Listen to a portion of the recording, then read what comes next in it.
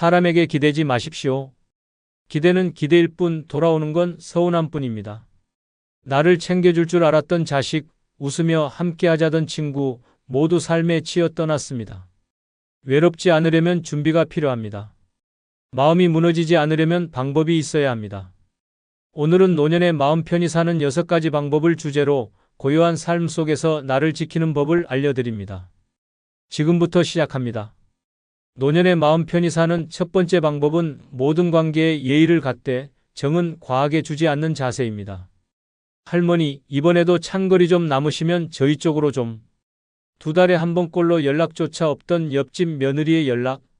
인천에 사는 77세 백명자 씨는 또 냉장고 문을 열었습니다.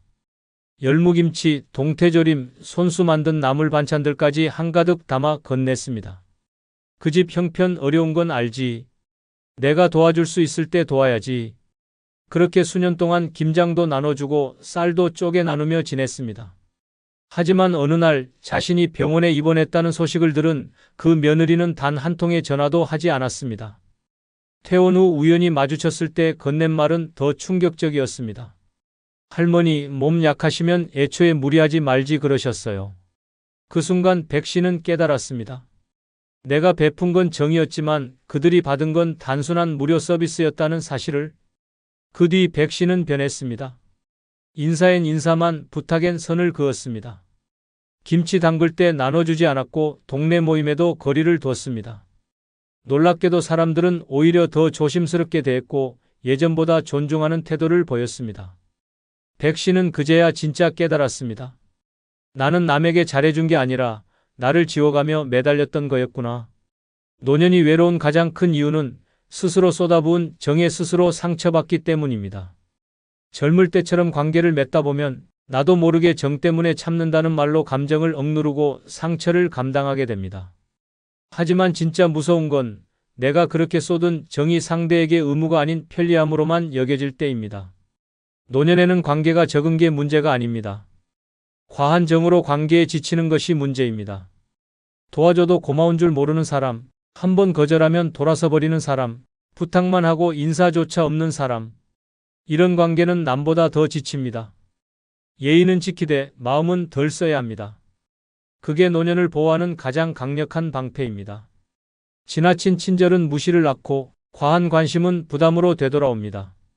적당한 선, 적당한 거리, 그 안에서 관계는 오래가고 상처는 줄어듭니다. 사람을 대할 때 가장 중요한 건 나를 잃지 않는 거리입니다. 무조건 베푸는 것도 무조건 끊는 것도 답이 아닙니다.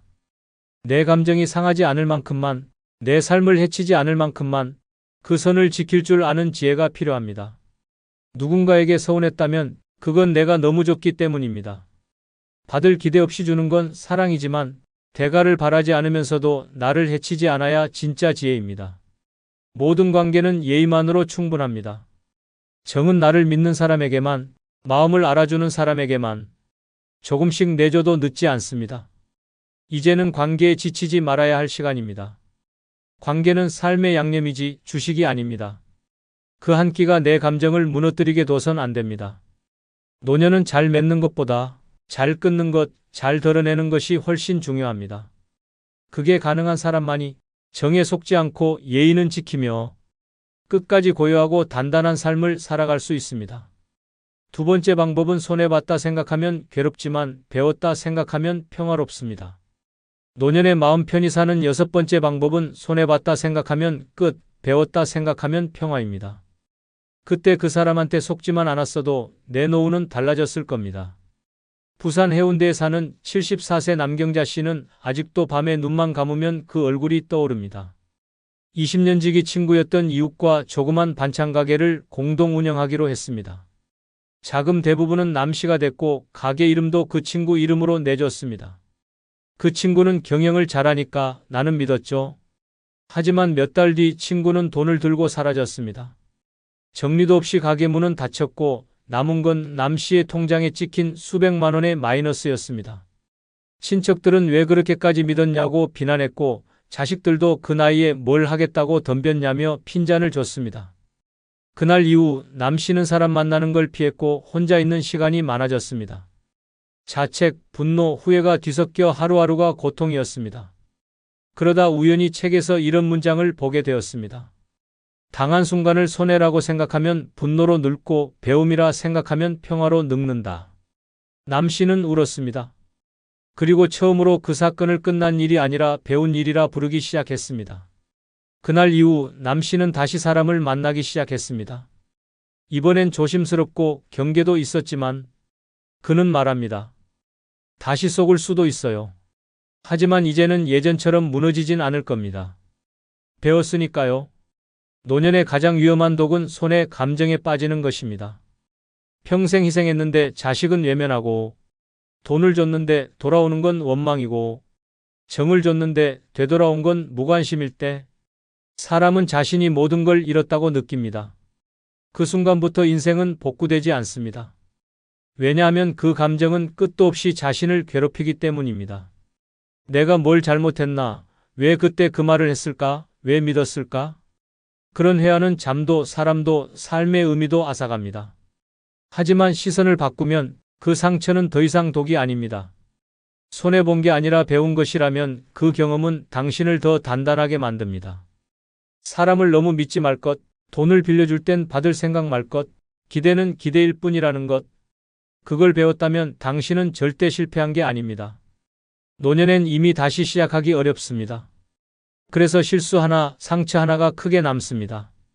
하지만 그 기억을 어떻게 정리하느냐에 따라 남은 인생이 복수의 시간이 될 수도 평화의 시간이 될 수도 있습니다. 손해봤다 여기는 순간 당신의 가슴은 복수와 한으로 가득 차고 그 분노는 결국 당신만을 갉아먹습니다. 반면 배웠다 여기면 그 기억은 당신을 지켜주는 지혜로 바뀝니다.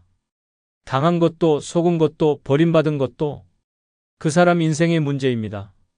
그 일을 나의 교훈으로 바꾸는 순간 당신의 노년은 더 이상 피해자의 것이 아닙니다. 배웠다는 사람은 다시 웃습니다. 그리고 같은 상황이 와도 더 단단히 자신을 지켜냅니다. 그 한 번의 상처가 평생을 지배하지 못하게 하십시오. 그 상처는 끝이 아니라 변화의 입구입니다. 이제는 말하십시오. 나는 손해본 게 아니라 한 사람을 배운 것이다. 그 순간부터 당신은 진짜 마음 편히 사는 노년을 맞이하게 됩니다.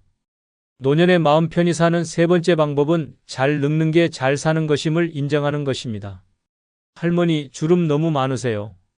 저라면 창피해서 밖에 못 나갈 것 같아요. 초등학생 손주의 말 한마디에 73세 이복순 씨는 가슴이 철렁했습니다. 웃으며 넘기려 했지만 그날 밤 거울 앞에서 얼굴을 오래 들여다보았습니다. 눈가와 입가, 목선까지 깊게 파인 주름이 마치 자신이 늙었다는 선고문처럼 느껴졌습니다. 언제 이렇게 늙었지? 손떨림도 잦아졌고 계단을 오르다 숨이 차는 것도 부쩍 많아졌습니다.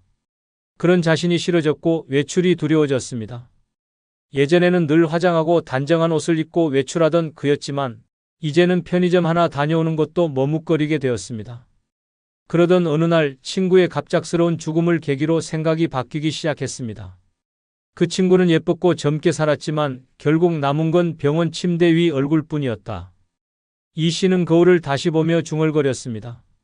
주름이 문제인 게 아니라 내가 그걸 창피해하는 게 문제였구나. 그날 이후 그는 염색을 멈추고 흰머리를 자연스럽게 정리했습니다. 진한 화장도 지우고 편한 옷을 입고 시장에 나갔습니다.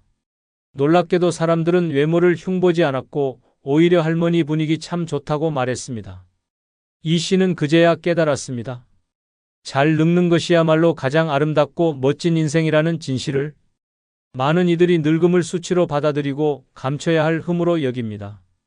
그래서 주름을 펴고 머리를 검게 물들이고 젊음을 흉내내며 살아갑니다. 그러나 그 끝에는 허무함만 남습니다. 왜냐하면 늙음을 부정하면 할수록 자신의 인생 전체를 부정하게 되기 때문입니다. 잘 늙는다는 건 멋진 외모를 유지하는 게 아닙니다. 그건 있는 그대로의 나를 인정하고 거기서 만족을 찾는 것입니다. 흰머리는 살아온 날의 훈장이고 주름은 버텨낸 시간의 지도입니다. 그걸 감추는 건 내가 나에게 수고했다고 말하지 못하는 것과 같습니다. 노년에 젊어 보인다는 말은 칭찬이 아닙니다. 그건 늙음을 잘 숨기고 있다는 의미일 뿐입니다.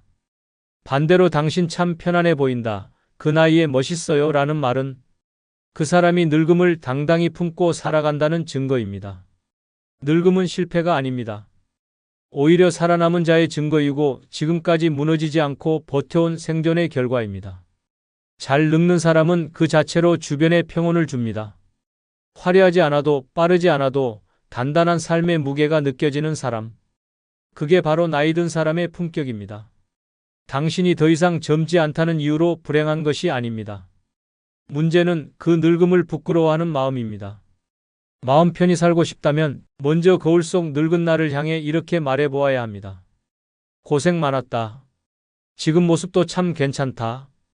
그 말 한마디로부터 인생의 후반부는 달라집니다. 주름을 원망하지 않고 흰머리를 감추지 않고 느려진 걸음을 탓하지 않는 사람이 가장 평온한 노년을 살아갑니다. 잘 늙는 걸 두려워하지 마십시오. 잘 늙는 건 세상 끝까지 내가 나로 살아내는 유일한 방법입니다. 그 삶이야말로 누가 봐도 잘 살아온 인생입니다. 네 번째 방법은 자식 일은 자식 몫으로 넘기는 용기입니다. 엄마가 좀 나서서 도와주면 안 돼요? 결혼한 지 5년 된 딸이 손주 육아에 지쳐 전화해 왔을 때 74세 정화자 씨는 입술을 깨물었습니다. 평생 자식 위해 희생해온 그였기에 거절하는 일이 죄처럼 느껴졌습니다. 아침 저녁으로 전을 부치고 김치를 담가 보내고 병원 데려다 주고 돌잔치 준비까지 도맡아온 세월. 그런데 돌아오는 건 감사가 아니라 요구였습니다. 왜 이제 와서 빠지려고 해요? 결국 정 씨는 무릎에 물이 차 병원 신세를 지게 되었고 치료받는 병상에서도 딸은 불쑥 묻습니다. 퇴원하면 바로 애 좀 맡아줄 수 있어요? 그 순간 정 씨는 깨달았습니다. 나는 자식 인생을 책임질 나이가 이미 지났다. 그런데도 스스로 내려놓지 못한 것이다. 퇴원 후 정 씨는 처음으로 딸에게 단호히 말했습니다. 너도 내 아이 엄마고 너의 인생은 내 몫이야. 엄마는 이제 내 삶을 살아야 해. 딸은 서운해했고 연락은 줄었지만 정 씨는 매일이 가벼워졌습니다. 동네 복지관에서 글쓰기 수업을 듣고 공원 산책을 즐기고 혼자 영화를 보기 시작했습니다. 비로소 엄마라는 역할이 아니라 정화자라는 사람으로 살아가기 시작한 순간이었습니다. 노년에 마음 편히 사는 방법은 자식 일은 자식 몫으로 넘기는 용기입니다. 대부분의 부모는 끝까지 자식 일을 끌어안고 삽니다. 얘가 힘들어하니까 내가 아니면 누가 도와주겠어. 하지만 그 도움은 어느 순간 책임이 되고 그 책임은 점점 노인의 시간과 에너지를 침식시키는 족쇄가 됩니다. 자식은 스스로의 선택으로 가정을 꾸리고 아이를 낳고 삶을 꾸려갑니다. 그 선택의 결과를 부모가 대신 떠안는 건 사랑이 아니라 착각이고 결국은 서로를 병들게 하는 독입니다. 엄마가 없으면 우린 못 살아라는 말에 마음이 흔들리는 순간 당신은 또다시 남의 인생을 대신 살아주는 삶으로 되돌아갑니다. 그러나 그 대가는 혹독합니다. 당신의 건강은 무너지고 관계는 왜곡되며 결국 자식도 부모도 지치고 멀어지게 됩니다.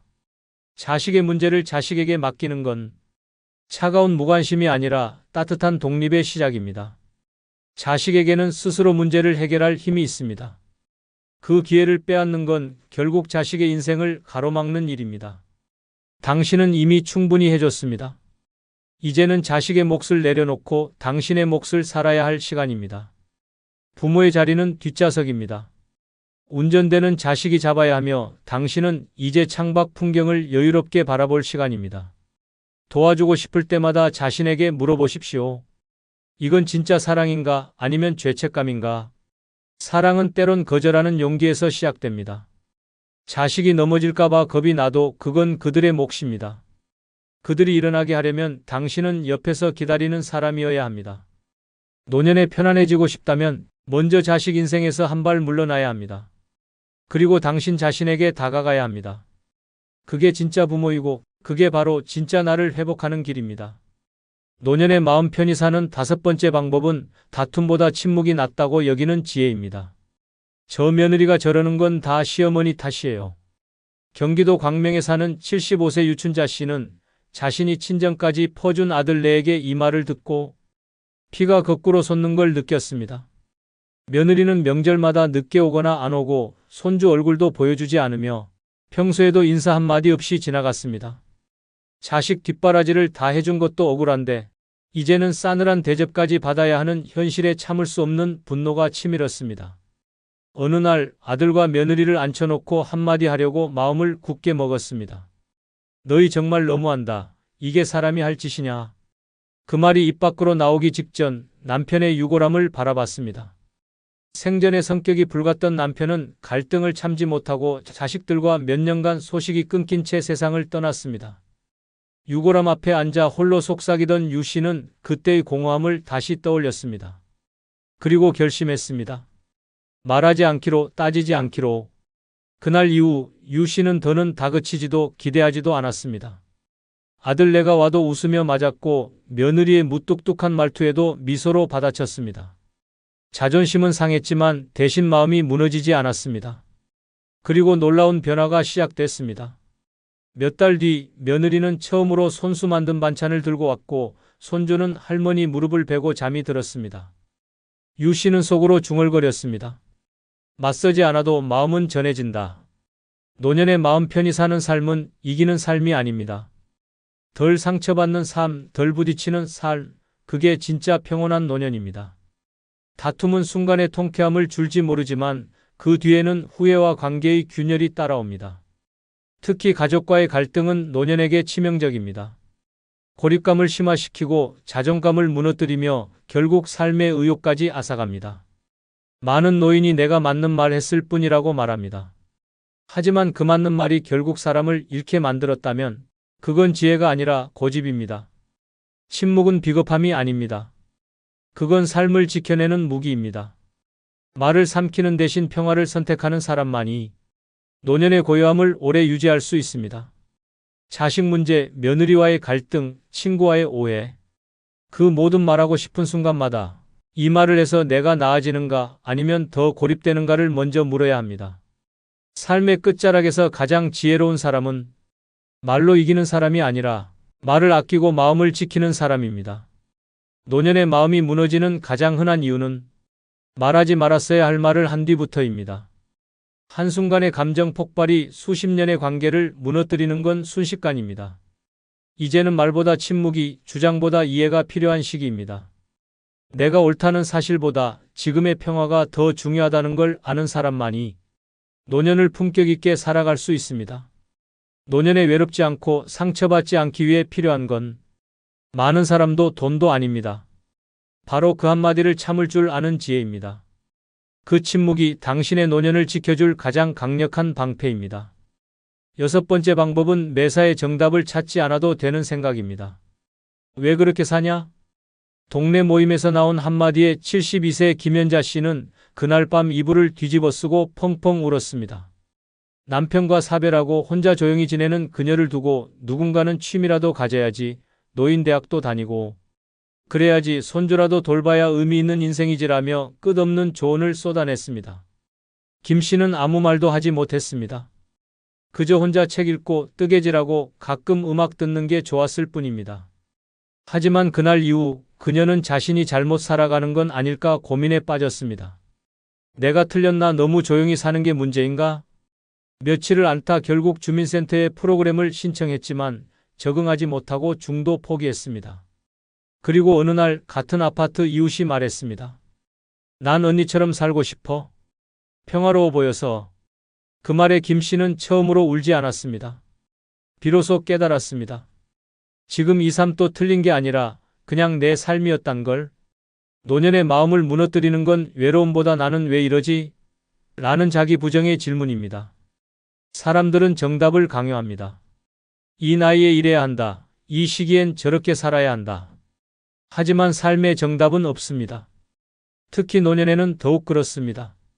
누군가는 손주를 돌보며 활기를 찾고 누군가는 고요한 방에서 책 한 권의 위안을 얻습니다. 누군가는 여행을 다니며 시간을 보내고 누군가는 집 앞 텃밭을 가꾸며 하루를 채웁니다. 어느 쪽이 더 맞고 틀리고는 없습니다. 노년에 자꾸만 스스로를 비교하고 정해진 기준에 자신을 끼워 맞추려 하면 그 순간부터 인생은 무거워집니다. 나는 왜 자식이랑 안 친할까?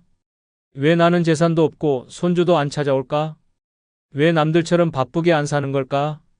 이런 질문은 스스로를 파괴하는 고문입니다. 정답을 찾으려 하지 말고 그냥 오늘 내가 마음 편한 길을 선택했다면 그게 정답입니다. 남이 뭐라 하든 사회가 뭐라 하든 내가 웃고 내가 안심되고 내가 쉬는 방식이면 됩니다. 남의 기대에 맞추려 살다 보면 결국 나는 사라지고 남이 만든 틀 안에서 숨만 쉬는 노년이 됩니다. 그 틀은 의미라는 이름으로 포장돼 있지만 실은 자기 존재를 부정하는 올가미입니다. 이 나이에 자식이랑 자주 만나야 한다는 것도, 매일 외출하고 사람을 만나야 한다는 것도, 심지어 나이답게 살아야 한다는 말조차도 전부 남의 시선에서 비롯된 강박입니다. 노년은 정답을 버리는 시간입니다.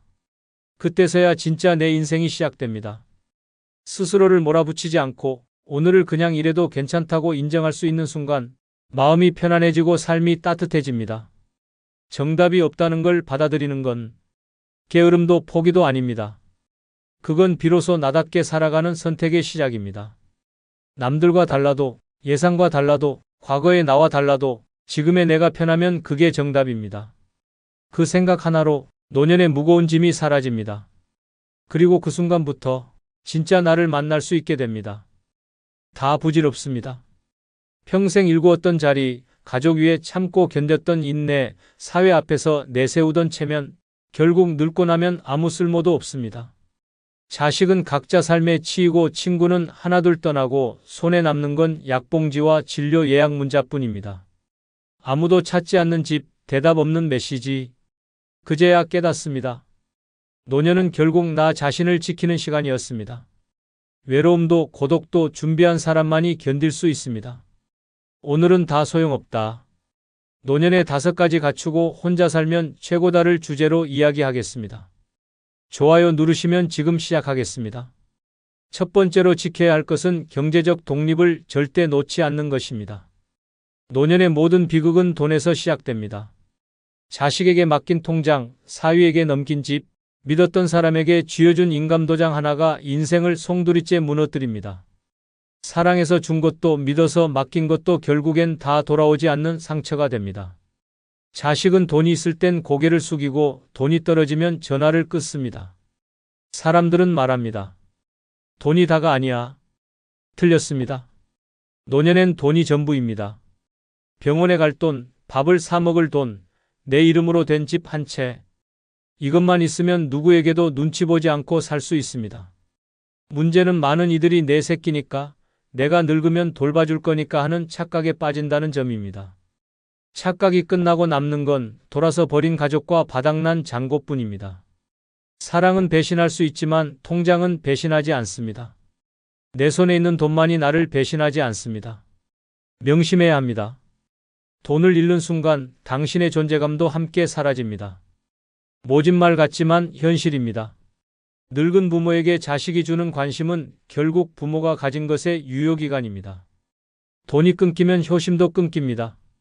말 한마디 함부로 못하고 아프다는 말조차 조심스러워지는 순간이 옵니다. 그래서 절대 경제권을 포기해선 안 됩니다. 누구에게도, 심지어 가족에게도. 경기도 분당에 살던 71세 이정분 씨의 사례는 우리 모두에게 경고장을 던집니다. 이 씨는 평생을 교직에 몸담고 자식 둘을 대학까지 보내며 모든 것을 바쳤습니다. 퇴직 후 받은 퇴직금 2억 원과 본인 명의의 아파트를 큰아들에게 모두 넘겨주었습니다. 아들이 사업을 시작하며 담보가 필요하다고 했고 이 씨는 아무 의심 없이 도장을 찍었습니다. 우리 아들이니까 괜찮아. 잘 되면 나중에 더 잘해주겠지. 그러나 사업은 1년 만에 부도가 났고 집은 경매로 넘어갔습니다. 이후 이정분 씨는 월세 45만 원짜리 반지하로 이사했습니다. 몸이 약해지자 의료비도 감당하기 어려워졌고 자식들은 각자 사정이 어렵다며 연락을 끊었습니다. 혼자 외출하다가 넘어져 갈비뼈가 부러졌지만 병원에 실려가면서도 가장 먼저 든 생각은 이 돈, 병원비로 다 날아가겠구나였습니다. 병실에서 울면서 간호사에게 한 말은 이렇게 남습니다. 내가 그때 도장만 안 찍었어도. 이 씨는 지금도 새벽마다 구청에서 주는 도시락을 기다립니다. 과거엔 누군가의 자랑스러운 엄마였고 당당한 선생님이었지만 지금은 누구에게도 기대지 못하는 노인이 되었습니다. 자식에게서 받은 유일한 문자 한 통엔 이렇게 적혀 있었습니다. 엄마, 이제 그만 나 좀 놓아줘. 경제적 독립은 단지 돈의 문제가 아닙니다. 그건 곧 나의 존엄입니다. 지갑이 열려 있어야 말도 편하게 하고 아프다고도 말할 수 있습니다. 통장이 잠겨 있어야 사람들의 진심도 보입니다. 노년을 후회하지 않으려면 절대 누구에게도 돈을 맡기지 마십시오. 지킬 수 있는 건 오직 내 손에 남은 돈뿐입니다. 그리고 그 돈은 당신이 혼자 살아갈 수 있는 유일한 무기입니다. 두 번째로 지켜야 할 것은 남과 비교하지 않는 강심장을 갖는 것입니다. 노년을 가장 초라하게 만드는 건 내 인생이 아니라 남의 인생을 쳐다보며 사는 그 눈입니다. 누구는 자식이 외제차 뽑아줬다더라. 누구는 매달 생활비를 꼬박꼬박 받는다더라. 누구는 제주도에 별장을 샀다더라. 그 말 한 줄에 자존심이 무너지고 괜히 내 인생이 초라하게 느껴지기 시작합니다. 그런데 그 입에서 나온 말, 과연 전부 사실일까요? 아닙니다. 절반은 부풀린 거짓이고 절반은 비교를 유도하기 위한 자랑입니다. 진짜 행복한 사람은 자랑하지 않습니다. 자랑하는 사람은 늘 허기집니다. 문제는 이런 비교가 곧 스스로에 대한 학대로 이어진다는 점입니다. 나는 왜 저렇게 못 살까? 나는 왜 자식에게 집만 될까? 나는 도대체 뭘 잘못했을까 하는 끝없는 자책 속에서 사람은 늙는 것이 아니라 무너집니다. 인생은 계좌장고나 자식 직업으로 평가할 수 없습니다. 얼마나 버티고 얼마나 즐기고 얼마나 내 삶을 사랑했느냐로 남는 것입니다. 그러나 이 간단한 진리를 모르는 채 많은 노인들이 남의 SNS를 들여다보며 오늘 하루를 우울하게 시작합니다. 누군가는 바닷가에서 웃고 있고 누군가는 손주와 케이크를 자릅니다. 그리고 나는 혼자 집에서 혼잣말을 합니다. 나는 왜 저런 날이 없을까? 하지만 진실은 이렇습니다. 그들은 당신이 생각하는 만큼 행복하지 않고 당신은 당신이 생각하는 만큼 불행하지 않습니다. 그 차이를 깨닫는 순간부터 노년의 삶은 달라집니다. 비교하지 않으면 불행도 없습니다. 비교하지 않으면 지금 가진 것도 귀해집니다. 옷장에 접힌 따뜻한 내 옷 한 벌, 물 한 컵 마실 수 있는 건강, 배달앱 없이 끓여 먹는 라면 한 그릇, 그 모든 게 비교만 없으면 충분히 가치 있고 충분히 따뜻한 삶입니다. 서울 상계동에 사는 68세 안미자 씨는 동네 아파트 복도에서 자주 마주치는 김 여사 때문에 마음에 병이 생겼습니다. 김 여사는 자식 자랑이 유별났습니다. 우리 딸은 미국에 살아서 1년에 2번씩 비행기 태워줘요. 우리 아들은 명절 때마다 금팔찌를 사다 줘요. 안 씨는 처음엔 그 말을 듣고도 웃으며 넘겼지만 어느 순간부터 자신이 초라해졌습니다. 결혼도 안 하고 사는 막내딸, 연락 뜸한 아들, 월세 60만 원짜리 반지하. 남들과 비교하자 자존감은 바닥으로 떨어졌고 혼자 밥 먹는 일이 두려워졌습니다. 김 여사가 자랑을 할수록 안 씨는 고개를 숙였습니다. 그러던 어느 날 김 여사의 딸이 찾아왔습니다. 엘리베이터 앞에서 전화로 언성을 높이며 말다툼을 하고 있었습니다. 엄마, 제발 그만 좀 하라고요. 나 지금 이혼 직전이에요. 미국 간 것도 도피였고요. 남 앞에서 자랑 좀 하지 마세요. 그 장면을 본 안 씨는 말없이 집으로 올라갔습니다. 그날 저녁 처음으로 밥을 지었습니다. 라면도 찌개도 아니고 직접 쌀을 씻고 고등어를 구웠습니다. 그리고 자기 자신에게 말했습니다. 나는 나대로 잘 살고 있었구나. 그 이후 안 씨는 김 여사의 자랑을 들을 때마다 속으로 이렇게 말합니다. 당신도 나처럼 힘들겠지. 비교를 멈추는 순간 안 씨의 표정이 바뀌었습니다. 무너졌던 어깨가 펴졌고 거울을 보며 머리카락에 핀도 꽂기 시작했습니다. 남의 삶은 남의 것일 뿐 나의 인생은 비교 대상이 아니라 내 손으로 꾸며야 할 작품입니다. 비교를 끊는 순간 외로움도 작아집니다. 비교하지 않으면 오늘의 밥상도 감사하게 보입니다. 지금 당신에게 가장 필요한 건 부자 친구가 아니라 남과 비교하지 않는 당신만의 강심장입니다. 세 번째로 지켜야 할 것은 누구에게도 감정 쓰레기통이 되지 않는 결단력입니다. 노년이 불행해지는 가장 잔인한 이유는 사람들이 당신을 쉽게 대하고 함부로 대해도 당신이 아무 말도 하지 않기 때문입니다. 자식이 짜증을 내도 며느리가 무례해도 친구가 함부로 말을 해도 그래, 나이든 내가 참아야지. 그렇게 스스로를 감정 쓰레기통으로 전락시키며 견딥니다. 하지만 그 순간부터 당신은 존중받지 못합니다. 사람이 아닌 편한 대상이 되는 순간 마음의 문은 닫히고 무시와 냉대가 시작됩니다. 감정을 받기만 하고 풀지 못한 채 쌓이면 그건 병이 됩니다. 당뇨보다 무서운 병, 우울입니다. 몸이 아픈 건 약이라도 먹지만 마음이 찢어지면 아무도 모릅니다. 매일 울어도 누구도 묻지 않습니다. 왜 그러냐는 말은커녕 또 왜 그래? 라는 짜증만 돌아옵니다. 그렇게 감정은 버려지고 당신의 존재도 함께 버려집니다. 단호해져야 합니다. 당신은 쓰레기통이 아닙니다. 누구의 짜증을 받아낼 이유도 누구의 분풀이 대상이 될 이유도 없습니다. 나이 들수록 더 당당해야 합니다. 감정적으로 휘두르는 사람에게 그 말은 나한테 상처가 됩니다. 라고 관계를 끊는 한이 있더라도 말할 수 있어야 합니다. 침묵은 미덕이 아니라 자기학대입니다. 감정의 무단 투기를 허락하는 순간 당신의 인생도 무단 침입을 당합니다. 부산 해운대에서 홀로 사는 70세 김봉혜 씨는 몇 년 전까지 큰딸 부부와 함께 살았습니다. 딸이 경제적으로 어렵다는 말에 흔쾌히 자신 명의의 집으로 들였고 방 하나를 내주었습니다. 처음엔 감사하다며 조심스럽던 사위가 어느 순간부터 술에 취해 귀가하더니 김 씨가 차려준 밥을 보고 이런 걸 먹으라고 줘요? 라고 내뱉었습니다. 김 씨는 그날도 아무 말 못했습니다. 며칠 뒤 김 씨는 거실에서 손녀에게 혼나는 장면을 보았습니다. 할머니 또 TV 크게 틀었네. 좀 조용히 해요. 그 순간 김 씨는 깨달았습니다. 이 집에서 자신은 아무도 존중하지 않는 존재였다는 것을. 김 씨는 그날 밤 혼자 이불 속에서 울며 결심했습니다. 나 이제 이런 취급 안 받고 살 거야. 다음 날 아침 조용히 방을 정리하고 새로 구한 오피스텔로 짐을 옮겼습니다. 이사하던 날 아무도 배웅하지 않았습니다. 엘리베이터 안에서 박스를 들고 서 있던 김 씨는 스스로 중얼거렸습니다.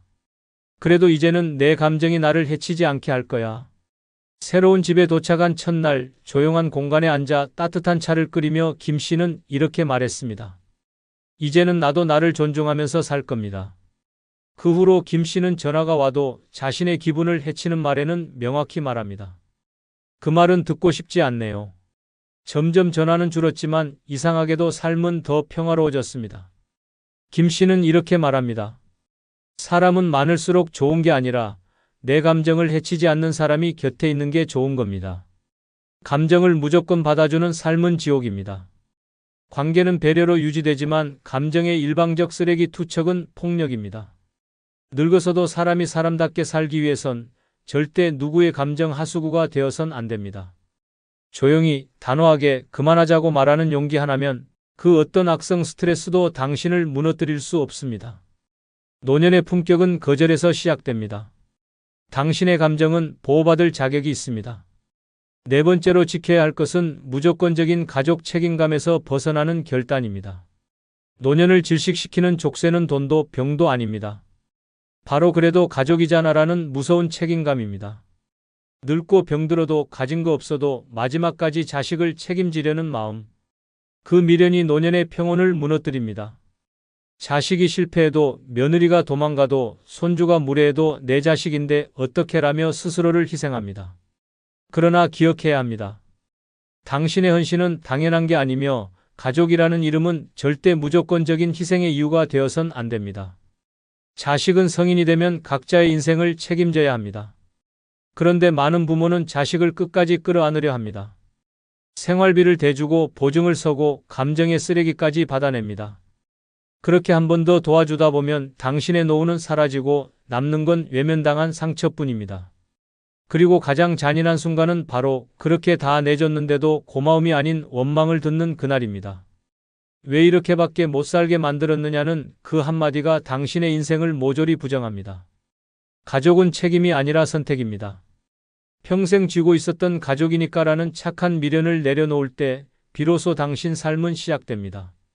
이제는 누군가를 키우는 인생이 아니라 나를 지키는 인생이 되어야 합니다. 가족이라는 이유로 무조건 끌려가지 말고 따져야 합니다. 내 삶에 도움이 되는가, 나를 존중하는가, 나를 아끼는가. 그 기준이 없다면 그것은 가족이라는 이름의 감옥일 뿐입니다. 대전 유성구에 사는 73세 강찬호 씨는 세 아들을 두고 있었습니다. 모두 결혼했고 각자 가정을 꾸렸지만 이상하게도 자주 찾아오는 건 돈이 필요할 때뿐이었습니다. 첫째는 투자 실패로 빚을 지고 둘째는 사업을 하겠다며 집담보대출을 요구했습니다. 막내는 직장을 그만두고 유튜브를 하겠다고 했습니다. 강 씨는 그래, 내가 도와줘야지라는 생각에 결국 자신 명의의 집을 담보로 대출을 받고 모아둔 돈도 거의 다 자식들에게 내줬습니다. 문제는 그때부터였습니다. 첫째는 연을 끊었고 둘째는 연락이 뜸해졌고 막내는 종종 전화로 나 때문에 힘들지? 라는 말만 남긴 채 바빴습니다. 그 모든 순간 강 씨는 아무 말도 하지 않았습니다. 그래, 아버지니까 내가 참아야지. 그런데 어느 날 고관절 수술을 앞두고 자식들에게 연락을 했지만 돌아온 건 이번 달은 좀 힘들다는 대답뿐이었습니다. 결국 강 씨는 보호자 없는 병동에 혼자 입원했습니다. 수술 후 마취가 덜 깬 채 침대에 누워 천장을 바라보며 그는 이렇게 말했습니다. 내가 도대체 뭘 위해 살아온 거지? 회복 후 그는 조용히 아들 셋의 번호를 차단하고 경북 문경으로 내려갔습니다. 작은 전원주택 하나를 빌려 직접 밥을 해먹고 텃밭을 일구며 스스로를 돌보기 시작했습니다. 그리고 동네 작은 도서관에서 자원봉사를 하며 사람들과 소통하며 지냈습니다. 몇 달 후 막내가 겨우 연락해 찾아왔습니다. 강 씨는 단호하게 말했습니다. 이젠 내 인생을 살려고 해. 아버지니까 이제 그 말은 나에게 그만하자. 아들은 멈칫했고 눈치를 보다가 돌아갔습니다. 그날 밤 강 씨는 혼자 술 한 잔을 따르며 말했습니다. 이제야 진짜 가족이 뭔지 알겠구나.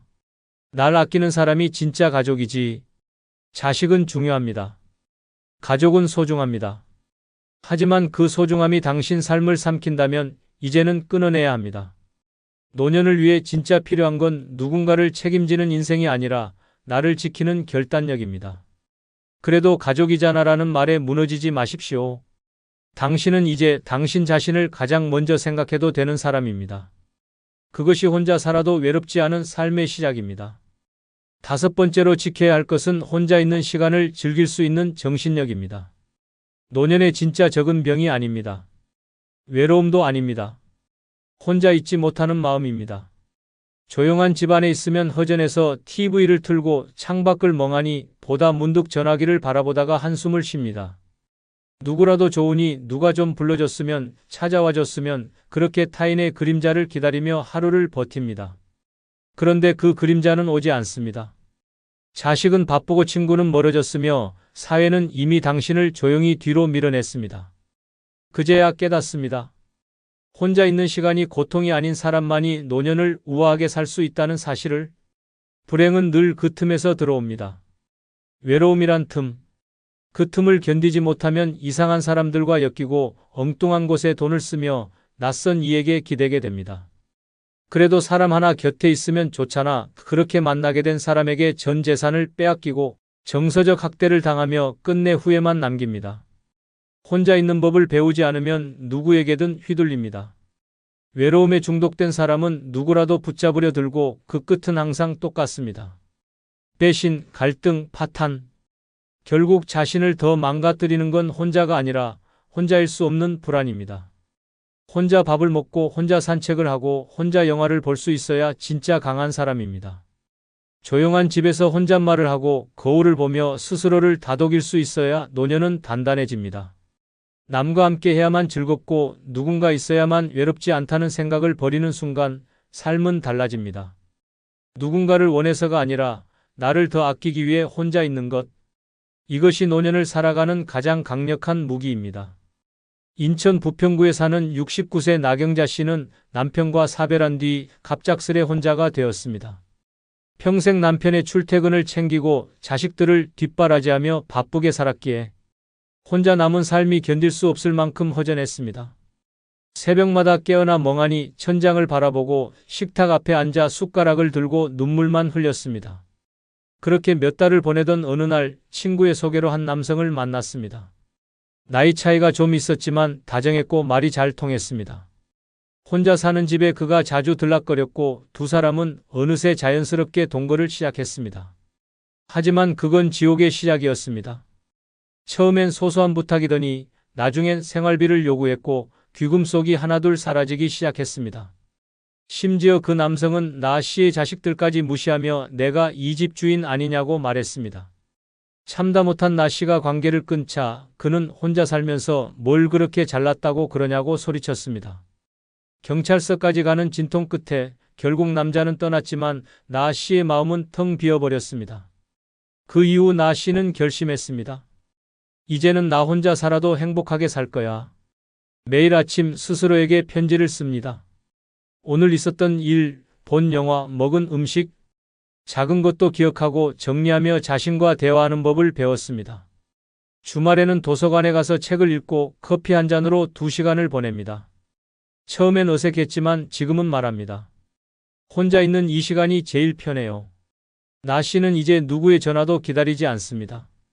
굳이 외출 약속을 만들지도 않습니다. 하루 3끼를 차려 먹고 식물에게 물을 주고 혼자 웃으며 삽니다. 혼자라서 불쌍하다는 말 다 틀렸어요. 저는 지금 누구보다 단단하게 삽니다. 라는 말을 당당히 합니다. 노년은 결국 혼자 사는 시간의 연속입니다. 그 시간을 고통으로 만들지 않기 위해선 혼자 있는 자신을 사랑하는 연습이 필요합니다. 누구의 말도 누구의 손도 필요 없이 혼자 있어도 마음이 괜찮은 사람. 그 사람이 진짜 행복한 노년을 맞이합니다. 혼자 있는 시간을 외롭지 않게 만드는 힘. 그것이 당신에게 가장 마지막까지 필요한 정신력입니다. 당신은 지금 곁에 있는 사람이 진짜 믿을 만한 사람인지 확신할 수 있습니까? 누군가와 매일 안부를 나누며도 뒤통수를 맞을 거란 생각 해본 적 있습니까? 말년이 되어서도 인간관계 때문에 울고 분노한 적 있습니까? 늙었다고 모두가 착해지는 건 아닙니다. 오히려 나이 들수록 교묘해지는 사람들이 있습니다. 그들과 엮이는 순간 평온했던 말년은 순식간에 지옥으로 바뀝니다. 늙어서 잘못 엮이면 남은 인생은 싸움과 상처의 연속이 됩니다. 구독, 좋아요 누르시면 시작하겠습니다. 늙어서 잘못 엮이면 말년이 꼬일 수 있는 5가지. 인간 중 첫 번째는 도움을 요청하면서 은혜는 모르는 사람입니다. 늙어서 이런 사람과 엮이면 말년의 평온이 송두리째 무너집니다. 이들은 도움을 청할 땐 눈물까지 동원하지만 막상 도움을 받고 나면 당신을 기억하지 않습니다. 아니, 기억조차 하지 않으면 그나마 다행입니다. 오히려 뒤에서는 당신을 험담하고 더 이상 도움을 주지 않으면 당신이 나쁜 사람이 됩니다. 그런 인간은 감사라는 단어를 입에 올리는 대신 그 정도도 못해줘? 라는 식의 뻔뻔함으로 사람의 속을 뒤집습니다. 이들은 평생 남의 도움을 당연하게 여기며 살아왔습니다. 자식에게, 친구에게, 이웃에게 손을 벌리면서도 미안한 기색조차 없습니다. 도와주는 사람의 시간을, 노력을, 돈을 소중하게 여기지 않습니다. 오히려 상대가 뭔가를 바랄까봐 방어적으로 나서며 내가 뭐 큰 걸 바랐냐고 말하는 순간 듣는 사람은 심장이 철렁합니다. 이런 인간과 노년에 엮이면 당신의 시간과 정성은 쓰레기처럼 버려지고 맙니다. 무서운 점은 이런 사람들이 도와줄 때는 모른 채 하다가 거절하면 금세 원망의 대상이 된다는 것입니다. 예전엔 도와주더니 이젠 모르겠다는 식의 말로 주변 사람들에게 당신을 차가운 인간으로 포장하기도 합니다. 당신이 손해를 감수하며 도왔던 사실은 사라지고 요즘은 돈 좀 벌더니 변했다는 오해만 남습니다. 결국 이런 사람 하나 때문에 주변의 시선까지 바뀌고 인간관계 전체가 뒤틀릴 수 있습니다. 말년은 편안해야 합니다. 누구에게 휘둘리지 않고 사람 때문에 마음 상하지 않고 남은 시간은 온전히 나를 위해 써야 할 시기입니다. 그런데 이런 은혜 모르는 인간과 엮이면 말년이 피곤해집니다. 심지어 당신의 자식들까지 피해를 볼 수 있습니다. 너희 엄마는 옛날에 나한테 큰 빚이 있다는 말 한마디로 아이들에게까지 도덕적 빚을 지우는 어처구니 없는 상황이 벌어지기도 합니다. 이런 사람과의 관계는 처음부터 선을 긋는 것이 중요합니다. 부탁을 들어줄 땐 반드시 한계를 설정하고 반복적인 요청엔 단호하게 거절하는 것이 좋습니다. 그리고 무엇보다 중요한 것은 당신의 선의가 악용되지 않도록 스스로 지키는 것입니다. 선한 마음도 반복되면 이용당하고 그 끝은 외로움과 후회로 가득 찬 말년이 될 수 있습니다. 한 노인의 실제 이야기를 소개합니다. 그는 평소 동네 사람들에게 인심 좋기로 유명했습니다. 자잘한 부탁도 거절하지 않고 이웃의 배달 물품도 대신 받아주고 병원 갈 때는 차를 태워주기도 했습니다. 그런데 그의 옆집에 살던 지인은 수년간 그의 호의를 서비스처럼 소비했습니다. 이참에 병원 좀 같이 가요. 우리 집 전등이 나갔는데 좀 갈아주세요. 세탁기 고장 났는데 기사 좀 불러줘요. 식의 부탁이 끊이질 않았습니다. 문제는 그가 수술을 받고 몸이 불편해졌을 때 터졌습니다. 도와주던 사람이 도움을 요청하자 그 지인은 단칼에 거절했습니다. 나도 바쁘다니까요 라는 말과 함께 연락이 끊겼고 오히려 다른 이웃에게 그 사람 은근히 요구가 많다는 소문까지 퍼뜨렸습니다. 상처받은 노인은 결국 단절을 선택했고 그 사건 이후 누가 도움을 청해도 신뢰하지 못하게 되었습니다. 도움은 줄 수 있지만 사람은 골라서 도와야 합니다. 고마움을 모르는 사람에게는 손길이 칼이 되어 돌아옵니다. 노년에는 후회 없는 인간관계가 가장 큰 자산입니다. 은혜를 모르는 인간과는 거리를 두고 따뜻함을 공유할 줄 아는 사람과 남은 시간을 보내는 것이 말년의 지혜입니다. 두 번째는 남의 가족사를 퍼뜨리는 사람입니다. 이보다 더 위험한 인간은 없습니다. 말년을 지옥으로 끌고 가는 입 하나, 바로 남의 집안일을 입에 올리기 좋아하는 사람입니다. 이런 사람은 누구보다 친절한 얼굴로 다가옵니다. 그 집 딸이 이혼했다며 아들이 빚졌다는 소문이 있더라 하며 말을 꺼내지만 그 속엔 관심도 배려도 없습니다. 단지 재미와 우월감으로 남의 사생활을 조각내는 혀를 가졌을 뿐입니다. 문제는 이 말이 어디로 튈지 모른다는 것입니다. 엉뚱한 사람 귀에 들어가면 원래 이야기보다 더 자극적인 거짓으로 변질됩니다. 말 한마디가 가족을 파탄내고 관계를 끊게 만들고 평생 지켜온 체면을 한순간에 무너뜨립니다. 이런 사람은 이야기의 진위를 따지지 않습니다. 오히려 자극적인 내용을 더 좋아하고 그 내용에 살을 붙이는 데 능합니다. 누가 그러더라는 말버릇으로 본인의 책임을 피해가며 정작 본인이 만든 불씨는 온 동네를 불태웁니다. 누군가의 이혼, 실직, 병원 입원, 자식 문제 같은 민감한 이야기를 쉴 새 없이 퍼뜨리면서도 자기는 도리어 그런 일은 남들도 다 아는 줄 알았다며 빠져나갑니다. 이런 유형의 인간과 친하게 지내는 순간 나도 모르게 내 가족사가 이웃의 술안주가 되고 맙니다. 노년기의 가장 소중한 자산은 명예와 관계입니다. 자식들이 열심히 쌓아온 이미지가 부모 한 사람의 무분별한 말 한마디로 무너질 수 있습니다. 손주의 학교 생활, 며느리의 직장, 사위의 사업 문제까지 이런 사람의 입에 오르면 그 가족은 고립되고 상처 입습니다. 심지어 단순한 오해조차 이 사람의 입을 거치면 사건이 되어버립니다. 그 파장은 상상 이상이며 결국 피해는 고스란히 당사자와 가족에게 돌아옵니다. 이런 사람과의 관계는 초반에 반드시 경계를 분명히 해야 합니다. 나의 가족 이야기, 특히 자식 문제나 개인적인 고민은 절대 입에 올리지 않는 것이 좋습니다. 가벼운 잡담도 조심해야 하며 상대가 은근히 떠보는 질문을 한다면 단호하게 선을 그어야 합니다. 그건 우리 집안 일이에요. 그 이야기는 나눌 필요 없는 이야기입니다라는 식으로 정중하지만 분명하게 거리를 두는 태도가 필요합니다. 사람을 쉽게 믿고 마음을 터놓는 습관은 노년기에 치명적인 실수가 됩니다. 한 할머니의 사례가 있습니다. 그녀는 동네에서 인심 좋고 말이 잘 통하는 이웃과 친하게 지냈습니다. 그 이웃은 항상 다정하게 말을 걸며 요즘 아들은 잘 지내냐, 며느리는 착해 보이던데라며 관심을 보였습니다. 처음엔 단순한 관심이라 여겼고 자연스럽게 집안 이야기를 나누게 되었습니다. 그런데 어느 날 시장에 나갔더니 모르는 사람에게 이런 말을 들었습니다. 며느리가 요즘 일 나가기 싫어한다면서요? 너무 놀란 할머니는 곧바로 자신이 얘기한 내용이 이웃의 입을 통해 동네에 퍼졌다는 사실을 알게 되었습니다. 그뿐만이 아니었습니다. 아들이 사업 실패 후 잠시 쉬고 있다는 말도 온갖 과장으로 포장되어 아들이 빚더미에 앉았다는 말로 둔갑해 있었습니다. 이후 그녀는 그 이웃과 연락을 끊고 집 밖 출입도 삼갔습니다. 자식들은 어머니가 왜 갑자기 사람을 피하나 의아해했고 나중에서야 모든 진실을 알게 되었습니다. 그 이후 가족들은 우리 집 이야기는 어디서도 꺼내지 말자는 약속을 하며 관계에 대한 경각심을 갖게 되었다고 합니다. 말이 칼보다 날카롭다는 건 진실입니다. 특히 남의 가족사를 즐기는 사람의 말은 칼날이 아닌 흉기입니다. 당신의 말년을 편안하게 지키고 싶다면 침묵이 가장 현명한 방어입니다. 그리고 그런 입을 가진 사람과는 최대한 멀리하는 것이 진정한 지혜입니다. 세 번째는 잘 지내는 척 뒤에서 욕하는 사람입니다. 이보다 교활하고 치명적인 인간은 없습니다.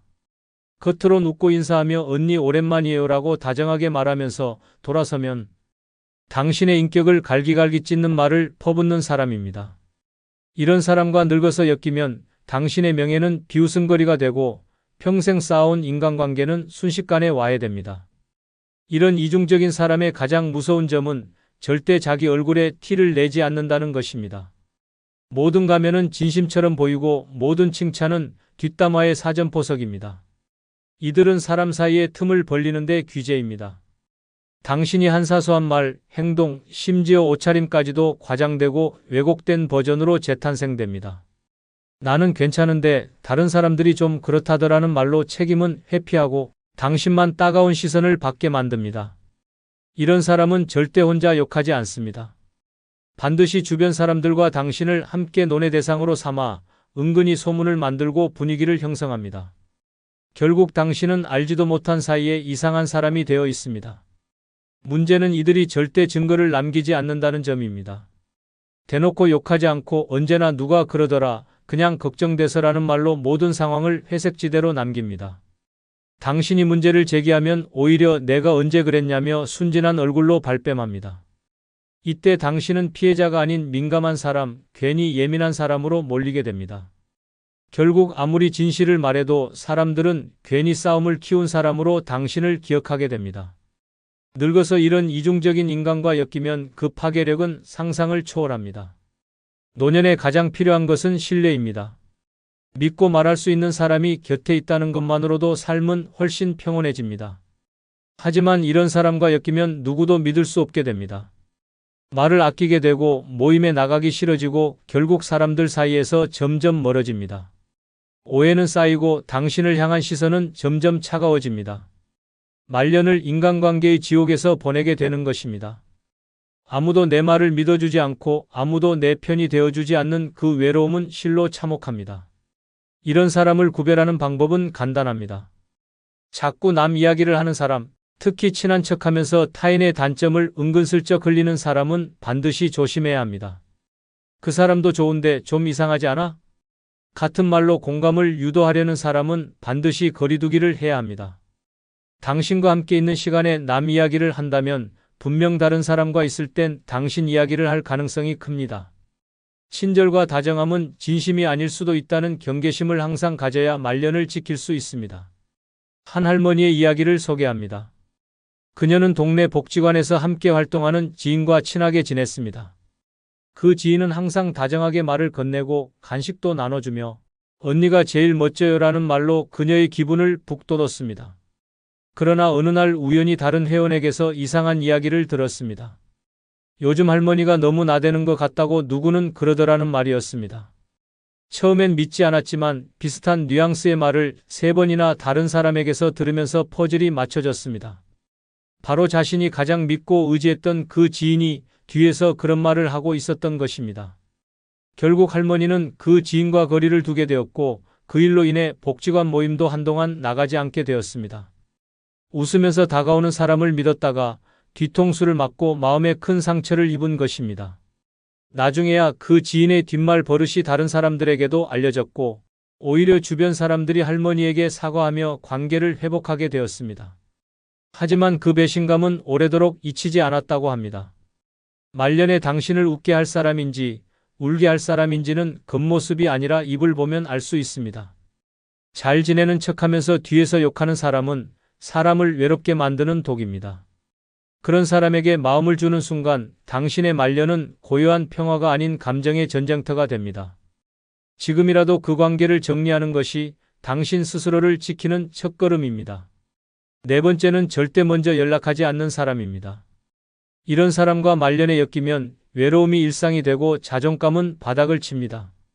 평생 관계에 헌신한 대가가 침묵이라면 그건 상처가 아니라 모욕입니다. 이런 인간은 연락을 기다리는 척하면서도 절대 먼저 전화하지 않습니다.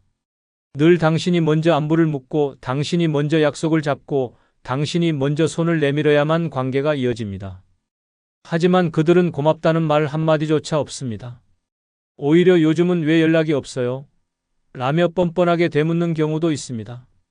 마치 당신이 의무적으로 다가와야 하는 존재라도 되는 것처럼 행동합니다. 문제는 이들이 당신의 침묵을 무관심으로 받아들이는 데 있습니다. 몇 번 연락을 하지 않으면 이제 그 사람은 날 신경 안 쓰는구나라며 관계를 끝내버립니다. 그렇게 정리되는 인연은 결국 한 방향의 짝사랑이었음을 깨닫게 됩니다. 당신이 꾸준히 보낸 메시지, 안부 전화, 소소한 선물들은 단 한 번에 관심 없는 반응으로 물거품이 됩니다. 늙어서 이런 사람에게 마음을 주면 외롭고도 비참한 관계에 갇히게 됩니다. 가장 끔찍한 건 이런 인간이 당신의 외로움을 당연하게 여긴다는 사실입니다. 그 사람은 심심하니까 연락하는 거야 라며 당신의 진심을 가볍게 소비합니다. 만나면 웃고 이야기하더라도 그들은 단 한 번도 진심으로 당신을 궁금해하지 않았다는 걸 알게 되었을 때 마음은 산산조각 납니다. 노년은 그 어떤 시기보다 마음이 민감하고 상처에 취약합니다. 이런 사람은 마음의 틈을 들여다보며 적당히 받아주고 적당히 거리두며 당신을 감정적으로 지치게 만듭니다. 이 관계의 가장 큰 문제는 시간이 흐를수록 당신의 삶에서 존재감이 커진다는 점입니다. 그래도 나와 연락하는 몇 안 되는 사람이니까 라는 이유로 계속 연락하게 됩니다.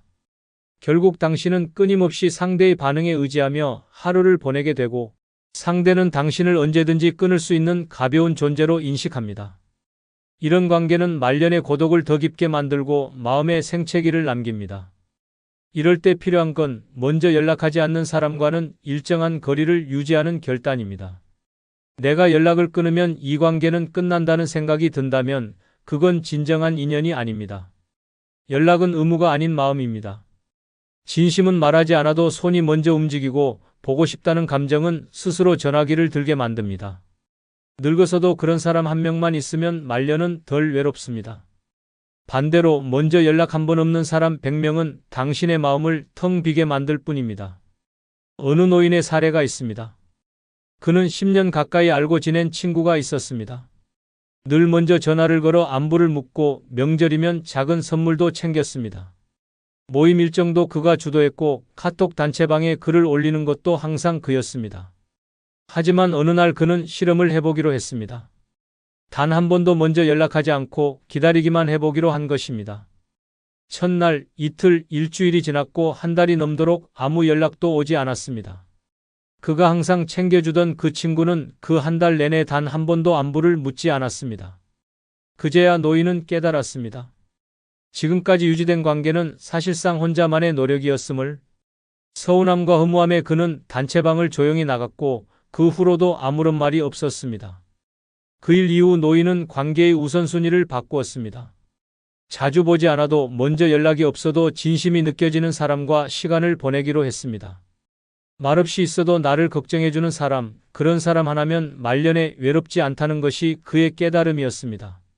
말년에 필요한 사람은 많이 아는 사람이 아니라 먼저 연락하는 한 사람입니다. 당신을 먼저 떠올리고 먼저 안부를 묻고 먼저 손을 내미는 그 사람이 곁에 있다면 외로움은 두려움이 되지 않습니다. 반대로 단 한 번도 먼저 연락하지 않는 사람과의 인연은 끊어도 괜찮습니다. 그건 이미 오래전부터 끊어진 인연이었기 때문입니다. 다섯 번째는 정치 이야기로 싸움을 부르는 사람입니다. 늙어서 이런 사람과 엮이면 평화로워야 할 말년이 전쟁터가 됩니다. 이들은 말끝마다 정치 이야기를 꺼내며 분위기를 박살냅니다. 명절 모임, 경로당, 카페, 심지어 장례식장에서도 예외가 없습니다. 누가 나라를 망쳤다. 그놈이 대통령만 안 됐어도 같은 말로 시비를 걸고 동의하지 않으면 바로 적으로 간주합니다. 조용히 있으면 무식하다고 무시하고 반대 의견을 내면 미쳤다고 욕하기 시작합니다. 이런 사람은 이념이 아니라 논쟁을 즐기며 상대를 공격하는 데서 쾌감을 느낍니다. 가장 끔찍한 건 이들의 대화가 절대 끝나지 않는다는 점입니다. 상대방이 듣기 싫어해도 계속 떠들고 말꼬리를 물고 늘어집니다. 반론을 제기하면 소리부터 높아지며 세상 물정 모른다며 인신공격으로 넘어갑니다. 결국 처음엔 작은 논쟁으로 시작했지만 시간이 지날수록 갈등은 커지고 감정의 골은 깊어집니다. 정치 이야기는 절대 결론이 나지 않기 때문에 남는 것은 오해와 분노뿐입니다. 늙어서 그런 갈등에 에너지를 쏟는 건 너무나도 무의미하고 고달픈 일입니다. 정치적 성향은 각자의 자유입니다.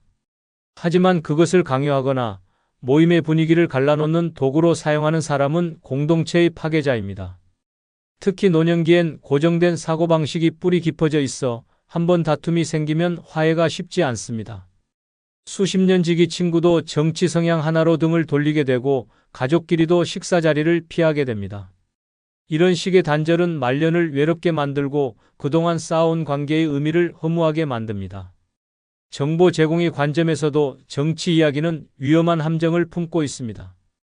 대부분은 검증되지 않은 루머나 편향된 기사에 의존해 감정을 폭발시키며 건전한 토론이 아니라 독설과 모욕으로 흐르기 쉽습니다. 이로 인해 서로의 신뢰는 무너지고 상대방에 대한 존중은 사라집니다. 말년의 삶에서 가장 중요한 건 존중받는 관계입니다. 하지만 정치 이야기로 싸움을 부르는 사람은 그 존중의 뿌리를 스스로 잘라내는 인물입니다. 그 사람과 오래 엮이면 결국 내 자존감까지 상처를 입게 됩니다. 한 노인의 실제 이야기가 있습니다. 그는 자주 가는 경로당에서 바둑 두고 담소 나누며 소소한 일상을 즐기고 있었습니다. 그런데 어느 날 새로운 회원 한 명이 들어왔습니다. 처음엔 조용한 듯 했지만 점점 정치 이야기를 꺼내기 시작했습니다. 요즘 뉴스 봤어요? 나라가 진짜 엉망이에요로 시작된 말은 곧장 특정 정당과 인물에 대한 비난으로 이어졌습니다. 대부분은 가볍게 넘겼지만 어느 날 다른 한 분이 반대 의견을 내자 그날 이후 바둑판은 전쟁터가 되었습니다. 바둑돌이 날아가고 욕설이 오가며 결국 경로당 분위기는 싸늘하게 얼어붙었습니다. 서로 말도 섞지 않게 되었고 몇몇 어르신은 발길을 끊기까지 했습니다. 결국 바둑 모임은 해체되었고 남은 사람들은 그 정치 이야기, 좋아하던 사람만 보면 고개를 돌리기 시작했습니다. 그 노인은 후회하며 말했습니다. 말년엔 친구 몇 명이 전부인데 그거 하나 지키질 못했어. 늙어서 싸움은 그 자체가 고통입니다. 정치 이야기는 마음을 나누는 대화가 아니라 관계를 해치는 독입니다. 함께 웃고 싶은 자리에 시끄러운 논쟁을 끼워 넣는 사람은 인생의 마지막 장면을 혼란으로 가득 채우게 만듭니다. 그런 사람과는 한 번 웃고 마는 인연이면 충분합니다. 말년의 평화는 조용한 사람 곁에서 시작됩니다. 여러분, 말년을 위태롭게 만드는 인간은 절대 거창하지 않습니다. 자주 보던 그 사람, 익숙했던 그 말, 익숙한 미소 뒤에 숨은 칼날이 말년의 상처를 냅니다. 설마 저 사람이 하는 순간은 이미 너무 늦은 경우가 많습니다. 진짜 무서운 건 외로움이 아니라 사람에게서 오는 배신과 피로입니다. 잘못된 인연 하나가 남은 삶 전체를 어둡게 만들 수 있습니다. 지금이라도 정리해야 합니다. 말년은 누구보다 당신 스스로를 위해 안전하게 지켜야 할 시간입니다. 끝으로 여러분께 한 가지 부탁이 있습니다. 영상 중간중간 화면 아래에 소개되거나 영상 설명란에 있는 제품을 누르시면 쿠팡으로 연결됩니다. 이렇게 쿠팡으로 연결된 후 아무 물건을 사셔도 제 채널에 약간의 수익이 발생하오니 앞으로 쿠팡에서 물건을 구입할 경우 이런 식으로 구입해 주셔서 본 채널에 간접 후원해 주시면 대단히 감사하겠습니다. 그럼 내일 아침 7시에 더 좋은 영상으로 찾아뵙겠습니다. 감사합니다. 인천에 사는 80세 윤혜수 할머니는 동네에서 손맛 좋기로 유명한 분이었습니다. 젊을 때부터 잔치 음식, 제사 음식, 가족 모임 때마다 앞장서서 음식을 준비해 왔고 아들, 딸, 손주들 모두 할머니의 음식을 손꼽아 기다리곤 했습니다. 어느 날 며느리가 명절 준비 때문에 전화를 걸어와 이렇게 말했습니다. 어머니, 이번엔 그냥 저희가 다 준비할게요. 어머니는 쉬세요. 처음엔 고마운 배려라 생각하고 웃으며 끊었지만 막상 명절 당일이 되자 정작 아무도 할머니에게 상의도 하지 않았고 차례 음식 하나에도 할머니의 손길이 닿지 않았습니다. 심지어 손주는 할머니는 요즘 뭐도 못 만들잖아요. 엄마가 더 잘해요. 라고 웃으며 말했습니다. 그날 밤 윤 할머니는 식탁 끝자락에 앉아 식은 전을 바라보다가 눈물이 핑 돌았습니다. 나이가 들었다는 이유만으로 더 이상 필요한 사람이 아니라는 걸 느낀 순간이었습니다. 전에는 엄마가 없으면 명절이 안 돼요라고 말하던 자식들이 이제는 불편하고 귀찮은 존재처럼 대하고 무슨 일이든 알아서 척척 처리하며 할머니의 자리를 조금씩 빼앗고 있었던 것입니다. 그날 이후 윤 할머니는 부엌에 들어가지 않았습니다. 괜히 간섭하는 사람처럼 보일까봐 잊히지 않기 위해 조심조심 눈치만 보는 삶이 시작된 것입니다. 나이 먹은 노인을 우습게 보는 첫 번째 신호는 아무 일도 맡기지 않고 손을 못 쓰게 하는 행동입니다. 이는 단순한 배려로 보일 수 있지만 실상은 노인을 무능력자로 몰아가는 치명적인 무시입니다. 쉬세요라는 말 뒤엔 당신은 이제 필요 없어요라는 암묵적 메시지가 숨어 있습니다. 젊은 사람들은 효도라고 생각하고 좋은 의도라 말하지만 그 말은 노인의 자존심을 무너뜨리고 존재 이유 자체를 흔들어 놓는 위험한 함정입니다. 노년기에 가장 중요한 건 스스로 할 수 있다는 자신감과 쓸모 있다는 느낌입니다. 그런데 가족들이, 사회가 그 기회를 차단하고 모든 것을 대신하려 들면 노인은 점점 손을 놓게 되고 결국에는 몸도 마음도 무너져 내립니다. 이는 단순한 역할 상실이 아니라 삶의 주도권을 빼앗기는 절망적인 침몰입니다. 사람은 나이가 들어도 누구나 어떤 방식으로든 참여하고 기여하고 인정받고 싶어 합니다. 하지만 주변에서 안 해도 돼요. 위험하니까 가만히 계세요. 모르시잖아요 같은 말들로 벽을 쌓으면 노인은 그 안에 갇혀 점점 침묵하고 움직이지 않게 되며 존재감을 잃어버리는 인형처럼 변해갑니다. 가장 끔찍한 건 그렇게 아무 일도 안 하게 된 노인이 나중에 진짜로 아무것도 못하게 되는 현실입니다. 심리적 위축과 활동의 중단은 근력 저하, 관절 굳음, 기억력 감퇴, 그리고 우울증으로 이어지며 결국에는 치매와 와병의 길로 직행하게 만드는 지름길이 됩니다.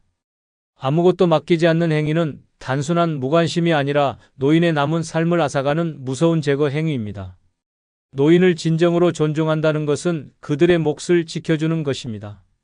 시간이 오래 걸려도 다소 불편해도 그들이 할 수 있는 일, 하고 싶은 일에 참여하게 해주는 것이야말로 진짜 효도이며 존중입니다.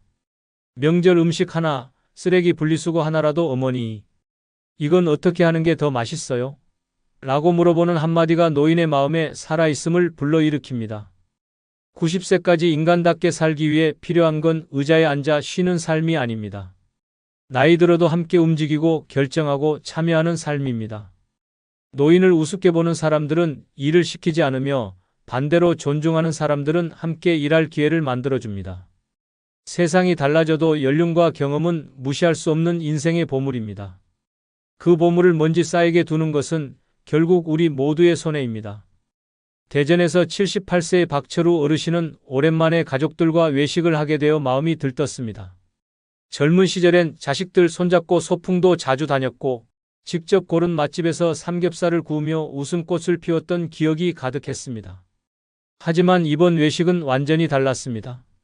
식당에 도착하자마자 자리는 이미 정해져 있었고 메뉴도 주문이 끝난 상태였습니다.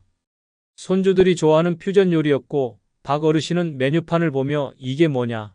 나는 된장찌개나 먹고 싶다라고 조심스럽게 말했지만 며느리는 웃으며 아버님은 그냥 이거 드셔보세요. 요즘 인기 많은 음식이에요 라며 말을 끊었습니다. 음식이 나왔지만 젓가락질이 불편해 젊은 사람들의 도움을 받아야 했고 계산도 며느리가 해버렸습니다. 결국 박 어르신은 자리에 앉아있는 내내 존재감 없는 손님처럼 조용히 있다가 집에 돌아오는 길에 속으로 되뇌었습니다. 나는 왜 여기 있었지? 나이 먹은 노인을 우습게 보는 두 번째 신호는 중요한 결정에서 노인을 배제하는 행동입니다. 이는 단순한 편의가 아니라 노인을 의사결정권 없는 사람, 무의미한 존재로 인식한다는 명백한 증거입니다. 어디를 갈지, 무엇을 먹을지, 무엇을 살지, 심지어 건강과 재산 문제에 이르기까지 아무런 상의 없이 결정하고 통보만 하는 태도는 노인의 자존감을 송두리째 뽑아버리는 행위입니다. 노인에게 중요한 건 단지 결과가 아니라 함께 결정하고 함께 선택하는 과정에서 느끼는 존중입니다. 그런데 가족들은 어차피 아버지는 모르시잖아요. 할머니는 어려운 거 싫어하시니까라는 말을 습관처럼 내뱉으며 노인의 판단을 무시합니다. 이건 배려가 아니라 사회적 제거입니다. 말 한마디 없이 모든 것이 결정된 상황에서 노인이 느끼는 감정은 나는 여기 있어도 없는 존재구나라는 절망감입니다. 더 큰 문제는 이러한 행동이 반복되면 노인은 스스로 판단하는 능력을 서서히 잃게 된다는 점입니다. 뇌는 계속 사용하지 않으면 기능이 저하되고 반복적으로 배제당하면 뇌는 스스로 쓸모없음을 학습하게 됩니다. 결국 어떤 결정을 내려야 하는 상황에서도 나는 잘 모르니까 너희가 해라는 말만 남고 이는 곧 자율성 상실, 사고력 저하, 인지능력 퇴화로 이어지는 지름길이 됩니다. 결정을 못하는 노인은 하루아침에 만들어지지 않습니다. 주변 사람들의 반복적인 배제와 무관심, 존중 없는 선택의 강요가 만들어낸 결과입니다. 그리고 가장 끔찍한 건 그런 노인의 모습이 당연하다는 듯 받아들여진다는 점입니다. 누구도 왜 아버지 의견을 듣지 않았는지 묻지 않고 왜 어머니가 결정을 못 하시는지 고민하지 않습니다.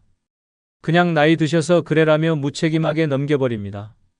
노인을 존중한다는 것은 그들의 의견을 듣고 결정에 참여시켜주는 것입니다. 무조건 따르게 하라는 것이 아니라 최소한 함께 고민하고 물어봐주는 태도가 필요합니다. 어머님은 어떤 게 좋으세요? 아버지 생각은 어떠세요? 라는 한마디가 노인에게는 살아있다는 실감이자 존중받는 존재로서의 마지막 끈이 됩니다. 가족끼리 여행을 갈 때, 병원 진료를 받을 때, 중요한 재산 결정을 할 때, 노인의 의견은 선택이 아닌 필수입니다. 그 의견이 젊은 세대와 다르더라도 듣고 존중하는 그 과정이 바로 노인을 사람답게 대하는 출발점입니다. 그리고 그 존중은 언젠가 우리 자신에게도 돌아오는 것입니다. 지금 누군가를 무시하고 있다면 미래의 당신도 그 무시를 고스란히 겪게 될 것입니다. 경북 구미에 사는 82세 정태호 어르신은 매일 아침 동네 슈퍼에 들러 신문을 사보는 것이 유일한 낙이었습니다. 정치, 사회, 경제를 두루 섭렵하고 TV 토론도 빠지지 않고 챙겨보며 내가 아무리 나이 들어도 세상 돌아가는 건 알고 살아야지라고 말하곤 했습니다. 어느 날 손주가 스마트폰을 만지며 묻는 말에 정 어르신이 조심스럽게 의견을 내자 손주는 이렇게 말했습니다. 할아버지, 그런 건 옛날 얘기예요. 요즘은 그렇게 안 해요. 그냥 뉴스 보고 계세요. 그 말 한마디가 날카로운 칼처럼 마음을 찔렀습니다. 그날 이후 정 어르신은 더 이상 자기 생각을 말하지 않았습니다. 말해봐야 틀렸다, 몰라도 된다는 식의 반응만 돌아오니 점점 말수가 줄고 토론을 즐기던 입은 닫히고 말았습니다. 가족들이 함께 뉴스를 볼 때도 말없이 고개만 끄덕이며 고요히 앉아있는 자신이 낯설게 느껴졌습니다. 나이 먹은 노인을 우습게 보는 세 번째 신호는 노인의 지식이나 의견을 하찮게 여기고 무시하는 태도입니다. 이는 단순한 의견 차이를 넘어서 노인의 인생 경험을 무가치한 과거의 유물로 취급하는 무례함입니다. 그건 옛날 방식이에요. 요즘은 그런 거 안 해요. 할아버지는 잘 모르시잖아요 라는 말은 친절하게 들릴지 몰라도 그 속엔 깊은 경멸과 무시의 뉘앙스가 담겨 있습니다. 노인의 말이 항상 정답일 수는 없습니다. 그러나 그것은 살아온 시간의 무게에서 나온 생각이며 단순한 정보가 아니라 경험에서 우러난 통찰입니다. 그 가치를 무시하고 시대에 뒤처졌다는 이유만으로 배척하는 것은 지혜를 짓밟는 행위입니다. 특히 가족 내에서 자식들이 부모에게, 손주들이 조부모에게 이런 식의 태도를 보일 때 노인은 자신이 더 이상 세상에 도움이 되지 않는 존재라 여기게 됩니다. 그리고 그 생각은 빠르게 자기 비하와 무기력으로 번져 결국 우울증과 인지 저하로 연결되는 무서운 결과를 낳습니다. 더 큰 문제는 젊은 세대가 정보만을 진리로 착각한다는 점입니다. 인터넷에서 본 글, 스마트폰에서 읽은 기사만을 진짜라고 믿고 삶을 살아낸 사람의 이야기는 낡은 생각으로 치부합니다.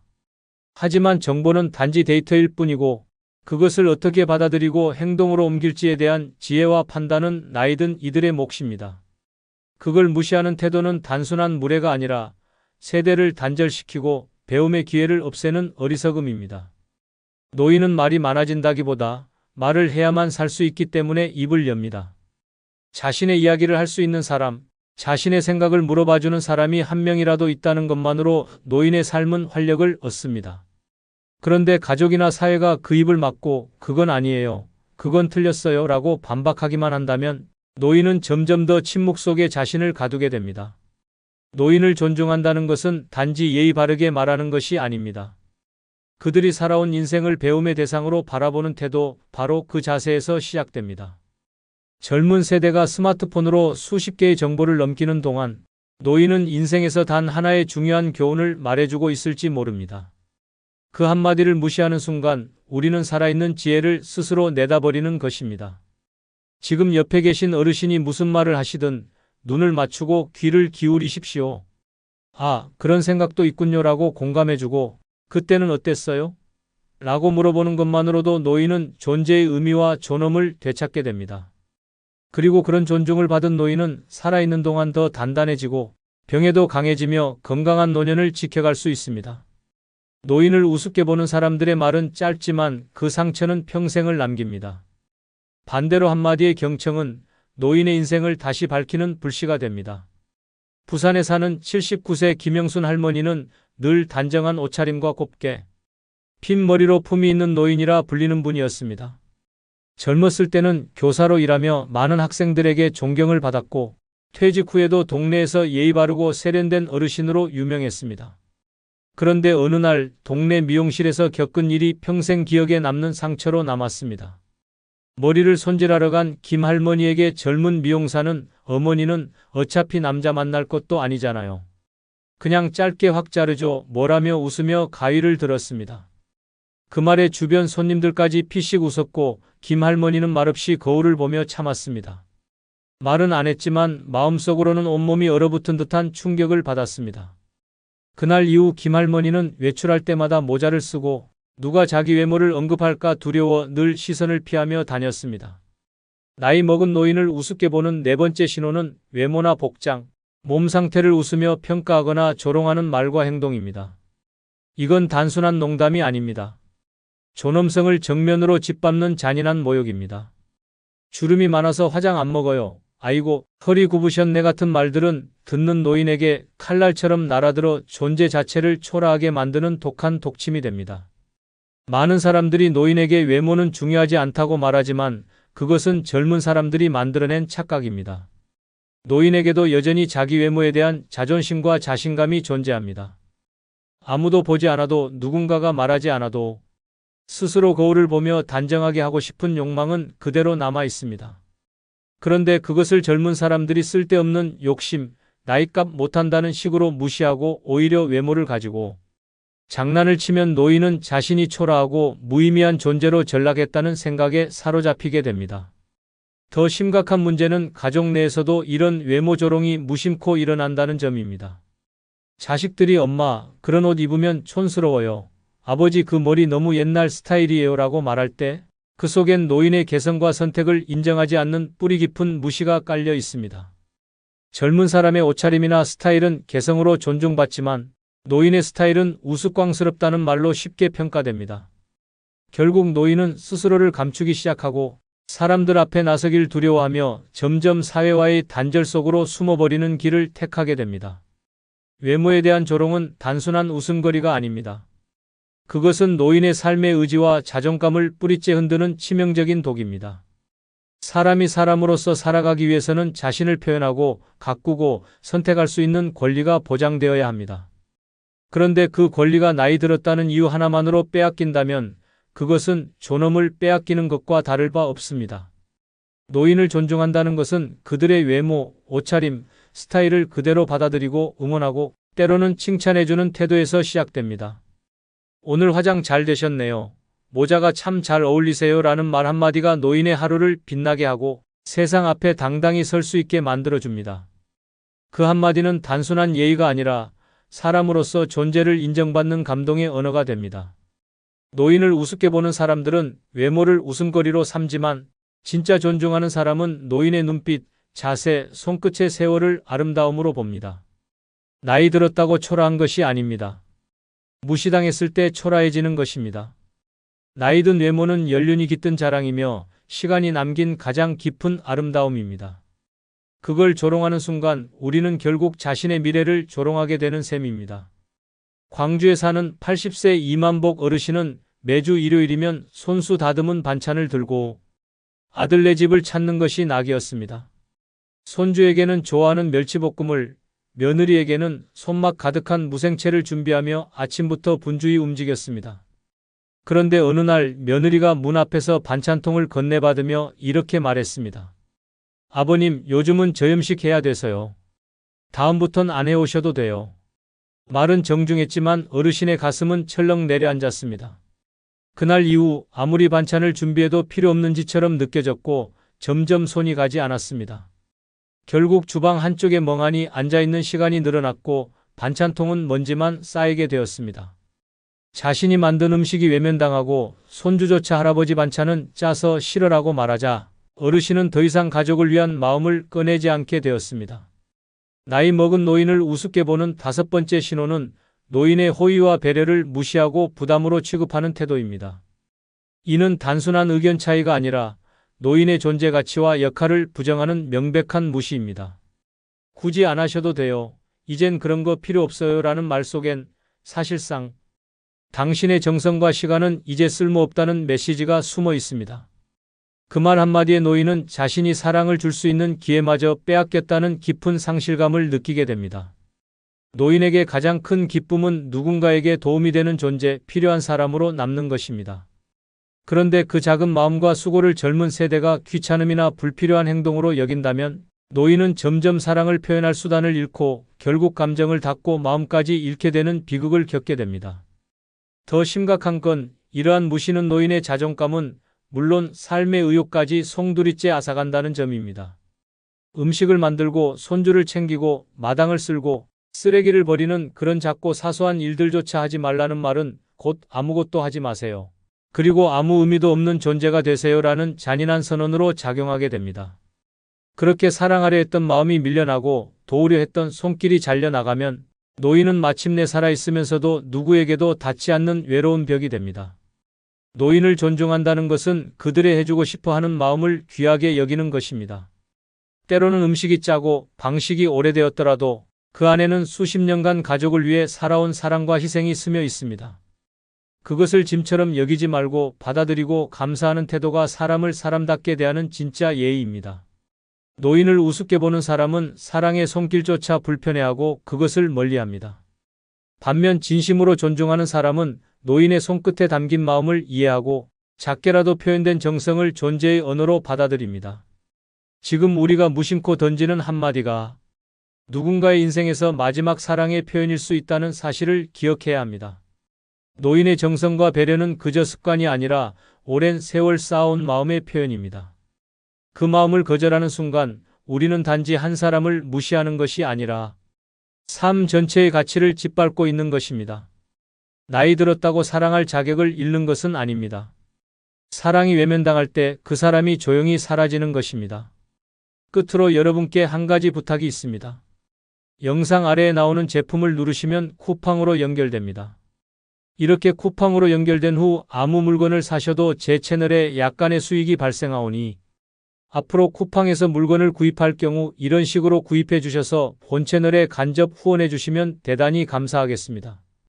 그럼 내일 아침 7시에 더 좋은 영상으로 찾아뵙겠습니다. 감사합니다. 말년 그냥 조용히 살고 싶다? 그렇다면 당신이 엮이는 사람을 제대로 가려야 합니다. 겉으로는 다정하고 친절해 보여도 그 뒤에 숨어있는 악의적인 의도를 간파하지 못하면 인생의 마지막 장이 무너집니다. 시기심, 거짓된 친절, 은근한 조종, 이런 인간들과 얽히면 당신의 평온한 일상이 순식간에 지옥으로 바뀝니다. 구독, 좋아요 누르시면 시작하겠습니다. 노년에 잘못 엮이면 인생 꼬일 수 있는 첫 번째 사람은 헛된 자존심에 집착하는 사람입니다. 이런 사람과 엮이면 말년이 조용할 수 없습니다. 어떤 상황에서도 자신이 틀렸다는 말을 절대 하지 않으며 사소한 의견 충돌에도 분노를 표출합니다. 내가 누군데 나이를 어디로 보고 말하는 거야 라는 말이 입버릇처럼 붙어 다니고 자신의 체면 하나를 위해 주변 사람들의 기분과 상황은 전혀 고려하지 않습니다. 결국 그 한 사람 때문에 모임은 깨지고 가족 간의 대화도 멀어지며 평생의 친구마저 등을 돌리게 됩니다. 이런 자존심은 진짜 자존이 아닌 허세와 고집의 집합체입니다. 도움을 받는 것도 자존심이 상한다고 거절하고 본인이 실수해도 절대 인정하지 않습니다. 노년에 흔히 벌어지는 병원 진료, 자녀의 조언, 동료의 충고조차 나를 무시한다는 망상으로 받아들입니다. 이로 인해 건강을 악화시키고 좋은 관계를 망치며 결국 자신이 먼저 외면받는 존재가 됩니다. 하지만 본인은 마지막까지도 이유를 모릅니다. 왜 사람들이 멀어졌는지를. 노년에는 체면보다 관계가 중요합니다. 누군가와 편안하게 웃고 대화할 수 있는 시간이야말로 진정한 자산입니다. 그런데 헛된 자존심에 사로잡힌 사람은 그 귀중한 시간을 끊임없이 갈등으로 바꿉니다. 나를 무시했어. 내가 얼마나 대단한 사람인지 몰라서. 그래 같은 말을 반복하며 주변 사람들을 피곤하게 만듭니다. 이런 사람의 곁에 있으면 한마디 말조차 눈치를 봐야 하며 언제 폭발할지 모르는 감정의 지뢰밭 속에 놓이게 됩니다. 정보 제공의 관점에서 보면 자존심에 집착하는 사람은 어떤 조언이나 정보도 받아들이지 않습니다. 최신 건강정보, 노후 자산관리, 기술 변화 같은 유익한 이야기조차 나는 옛날 방식이 좋아라며 거부합니다. 자식이 스마트폰 쓰는 법을 알려주면 내가 그걸 못하게 생겼냐고 화를 내고, 병원에서 의사가 식단 조절을 권하면 나는 내가 먹고 싶은 거 먹고 살 거야 라고 말합니다. 이런 고집은 스스로를 외롭게 만들고 점점 삶의 질을 떨어뜨립니다. 한 어르신의 이야기가 있습니다. 그는 동네에서 말 한마디에 사람 잡는다는 소리를 듣던 인물이었습니다. 자식들이 어떤 제안을 해도 항상 내가 너보다 인생 더 오래 살았어 라는 말로 일축했고, 친구가 조금만 덜 마시라고 해도 내가 술 못 마시게 할 사람이 어딨냐며 대놓고 화를 냈습니다. 그렇게 시간이 흐르자 자식들은 연락을 줄였고 친구들은 하나둘 멀어졌습니다. 하지만 그는 여전히 자신이 중심이라 믿었습니다. 그러던 어느 날 복지관에서 열리는 프로그램에 초대받았습니다. 처음엔 거들떠도 보지 않았지만 고립된 생활이 지겨워졌는지 슬쩍 나가보기로 했습니다. 그런데 강의 중에 강사가 고집부리면 관계는 멀어지고 사람은 떠나다라는 말을 하자 사람들이 모두 자신을 바라보는 것처럼 느껴졌습니다. 그날 이후 그는 조금씩 변하기 시작했습니다. 자식의 말에 고개를 끄덕이기 시작했고 친구들에게 요즘은 내 말이 맞는 것 같더라고 웃으며 말하기도 했습니다. 그 변화는 기적과 같았습니다. 연락이 끊겼던 딸이 다시 찾아왔고 함께 산책하던 이웃이 커피 한 잔을 건네며 말했다고 합니다. 이제야 사람 같아요. 그 말에 그는 웃으며 대답했습니다. 그동안 내가 너무 지랄했지. 그 유쾌한 인정 하나가 말년의 분위기를 완전히 바꿔놓았습니다. 두 번째는 나이로 위세를 부리려는 사람입니다.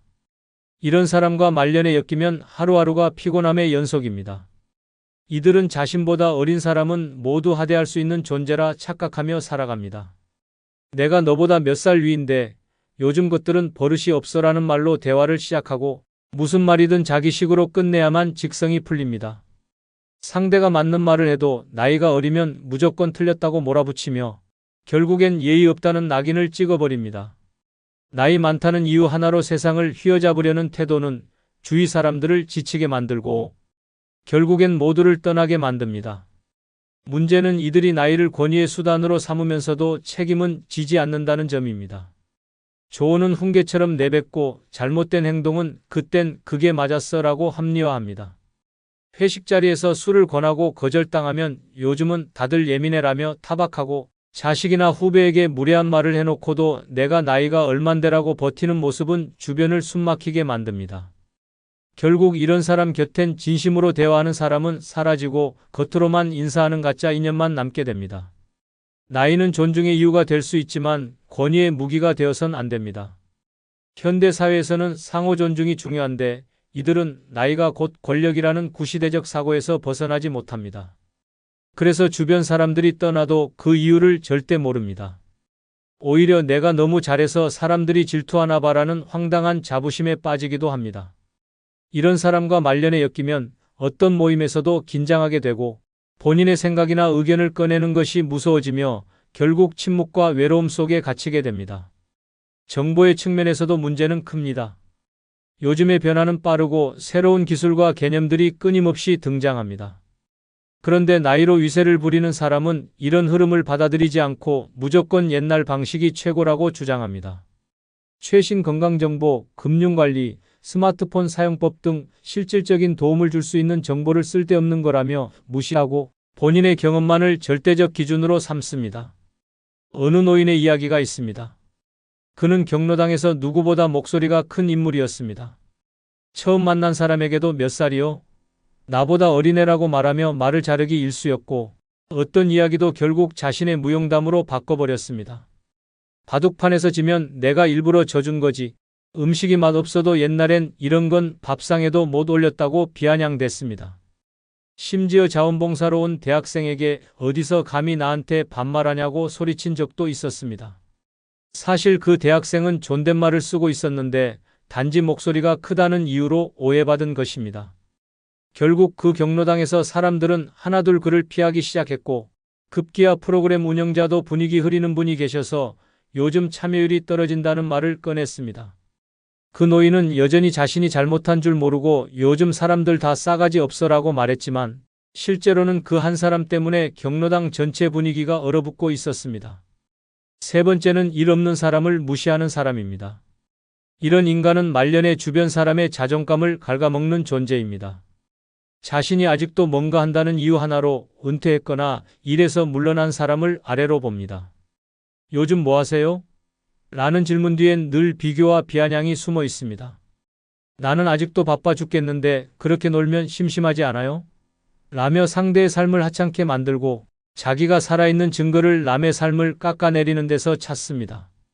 이런 사람 곁에 있으면 어떤 대화도 모욕으로 끝나며 존재 자체가 초라하게 느껴지는 괴로운 시간이 반복됩니다. 노년기엔 누구나 일의 무게에서 내려와야 합니다. 일하지 않는 것이 게으름이 아니라 삶의 또 다른 단계입니다. 하지만 이 무시하는 인간은 일을 통해서만 자존감을 유지하는 사람입니다. 스스로가 아무것도 아닌 존재가 될까 두려운 나머지 다른 이들을 깎아내려 자신의 우월감을 지키려 합니다.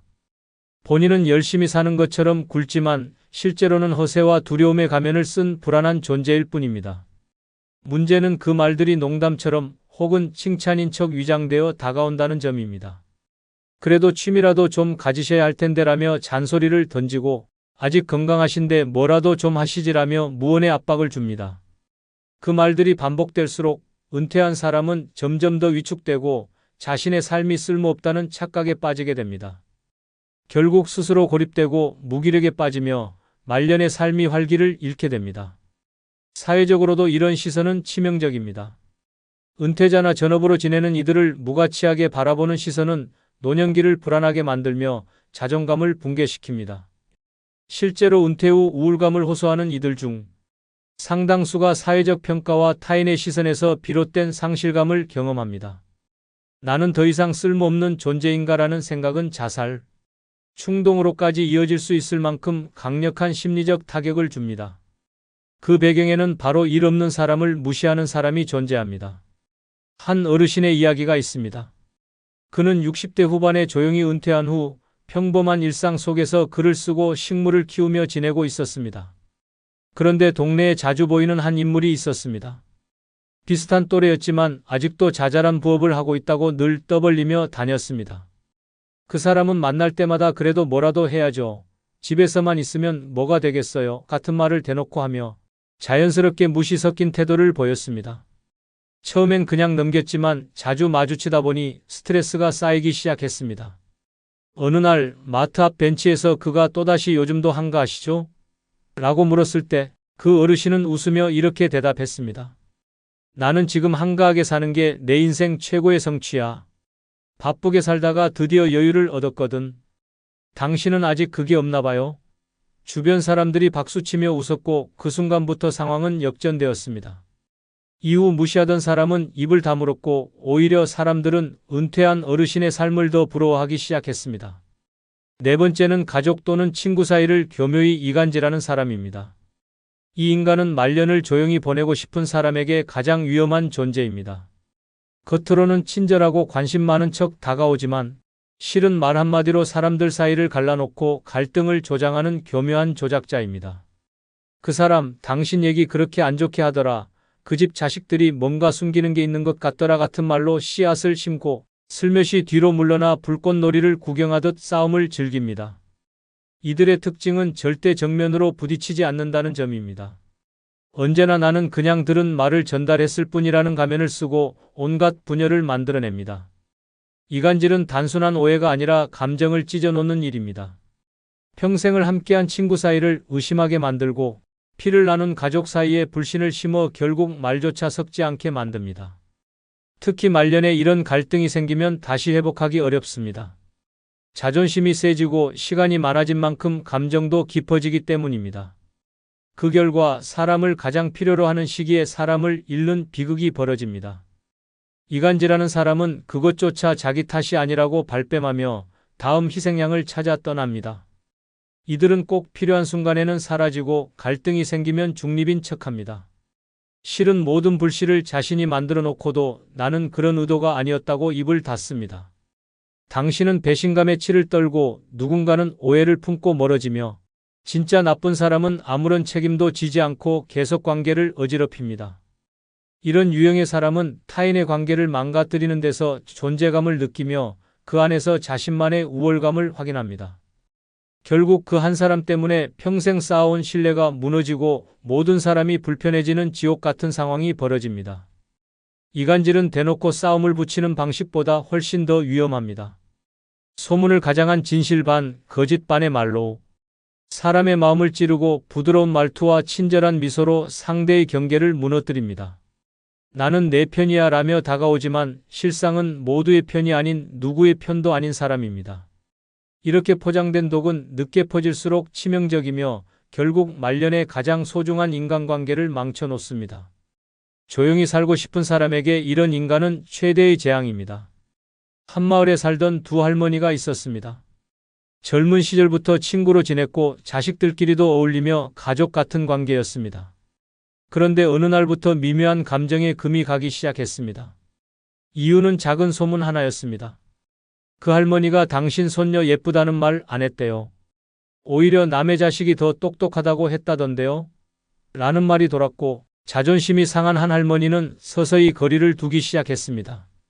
몇 달 후에는 그 집 자식이 당신한테 손 벌렸던 거 누구한테도 말 안 했으면 좋겠다던데요. 라는 말까지 들었습니다. 그 모든 이야기를 전한 사람은 한 명이었습니다.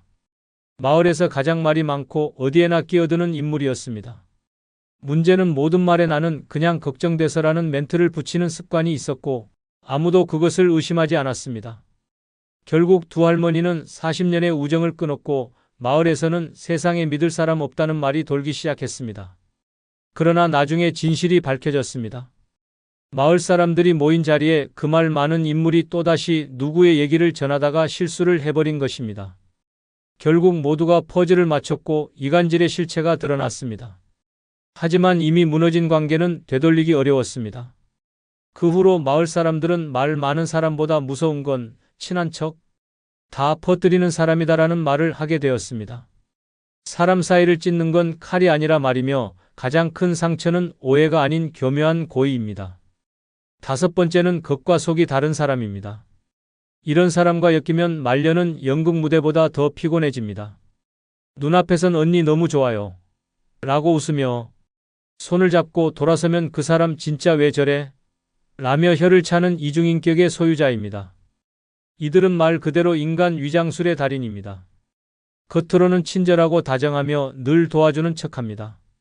하지만 속은 시커멓게 타들어가 있고 본심은 칼보다 더 날카롭습니다. 겉과 속이 다르다는 건 단순히 솔직하지 않은 수준이 아닙니다. 관계를 조종하고 감정을 기만하며 사람을 철저히 이용하는 전략입니다. 이런 사람의 가장 무서운 점은 그들이 진짜 진심처럼 행동한다는 데 있습니다. 상대방이 그 친절을 믿고 마음을 열면 어느 순간 뒤통수를 맞습니다. 칭찬은 비난의 서막이고 도움은 은근한 통제의 도구입니다. 나는 널 걱정해서 그러는 거야 라는 말로 접근하지만 그 속엔 시기, 질투, 경쟁심이 잔뜩 담겨 있습니다. 당신이 성공하면 입꼬리가 실룩이고 당신이 어려움을 겪으면 눈빛에 이상한 기쁨이 숨어 있습니다. 결국 곁에 두는 순간 당신의 감정은 조종당하고 일상이 피로로 가득 찹니다. 이들은 관계 속에서 늘 중심이 되려 합니다. 누구와도 친한 척하고 모두에게 잘 보이려 애쓰지만 그 목적은 단 하나입니다.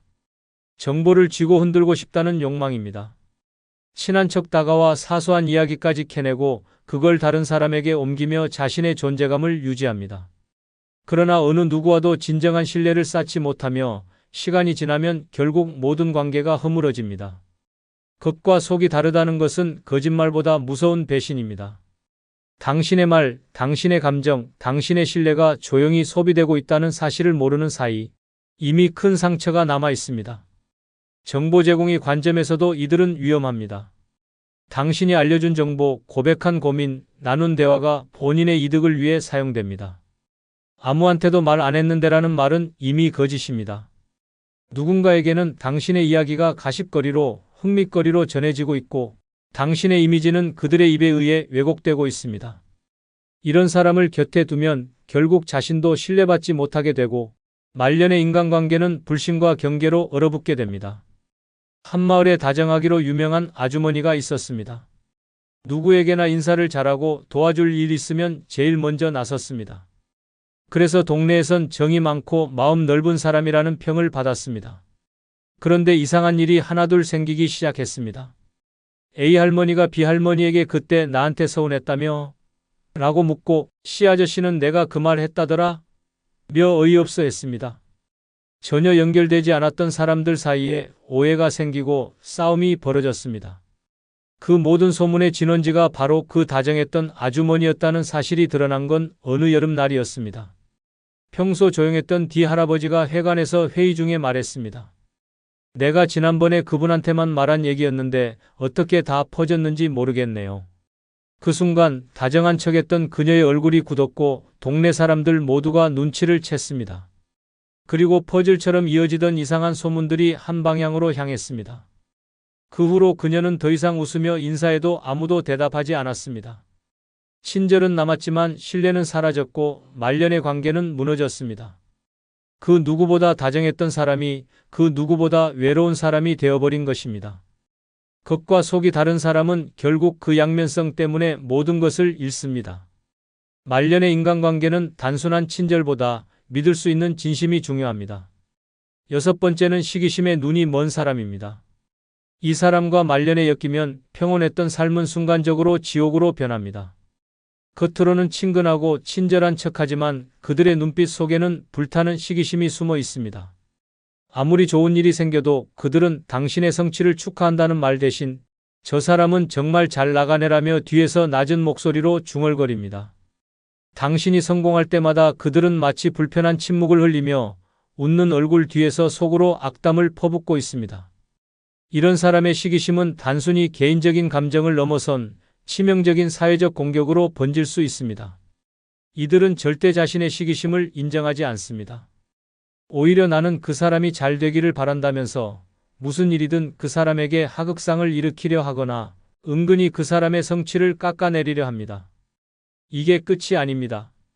그들의 시기심은 의도적이고 교묘하게 관계를 파괴합니다. 처음에는 아무렇지 않게 그 사람은 이런 걸 잘하는 것 같아라는 말로 시작하지만 점점 그 사람이 더 이상 잘 보이지 않도록 노력합니다. 무심코 흘린 한마디가 고의로 던진 불씨가 되어 당신의 신뢰를 조금씩 갉아먹고 점점 더 큰 갈등으로 번지게 만듭니다. 시기심에 눈이 먼 사람은 무의식적으로 당신의 기쁨과 성공을 자기만의 손실로 해석합니다. 그들은 내가 좋은 자리를 차지하기 전에 먼저 그 자리를 차지하거나 내가 놓친 기회를 가로채려 합니다. 성공이 아니면 실패하길 바라는 마음으로 주위 사람들과의 관계에서 끊임없이 방해를 놓습니다. 한 할머니의 이야기를 소개합니다. 그녀는 평생을 일하며 자식들을 키웠고 어느 정도 안정된 삶을 살고 있었습니다. 그동안 가까운 친구가 있었지만 그 친구는 점차 할머니의 삶을 질투하게 되었습니다. 특히 할머니의 아들 중 한 명이 집을 새로 사는 바람에 갈등은 심화되었습니다. 그 친구는 마치 할머니가 자식들에게 더 많은 사랑을 주는 것처럼 느꼈고 나중에는 자꾸만 너희 아들만 그렇게 잘 되면 좋겠냐? 며 할머니를 자주 비판했습니다. 어느 날 할머니는 그 친구에게 왜 자꾸 나에게 그런 말을 하냐고 물었습니다. 그러자 친구는 당황하며 그게 아니야. 나는 그냥 내가 너무 자랑하는 것 같아서라고 대답했습니다. 그 순간 할머니는 깨달았습니다. 친구의 말 속에서 날카로운 시기심이 숨어 있다는 걸. 그 친구는 할머니의 자식들이 잘 되는 걸 보며 계속해서 자기가 못 얻은 것을 그들의 탓으로 돌리고 있었던 것입니다. 결국 할머니는 그 친구와의 관계를 정리할 결정을 내렸습니다. 그 친구와의 관계를 끊은 후 할머니는 평온한 마음으로 남은 일상을 보내게 되었습니다. 그녀는 더 이상 시기심에 눈이 먼 사람을 가까이 두지 않았습니다. 끝으로 여러분께 한 가지 부탁이 있습니다. 영상 중간중간 화면 아래에 소개되거나 영상 설명란에 있는 제품을 누르시면 쿠팡으로 연결됩니다. 이렇게 쿠팡으로 연결된 후 아무 물건을 사셔도 제 채널에 약간의 수익이 발생하오니 앞으로 쿠팡에서 물건을 구입할 경우 이런 식으로 구입해 주셔서 본 채널에 간접 후원해 주시면 대단히 감사하겠습니다.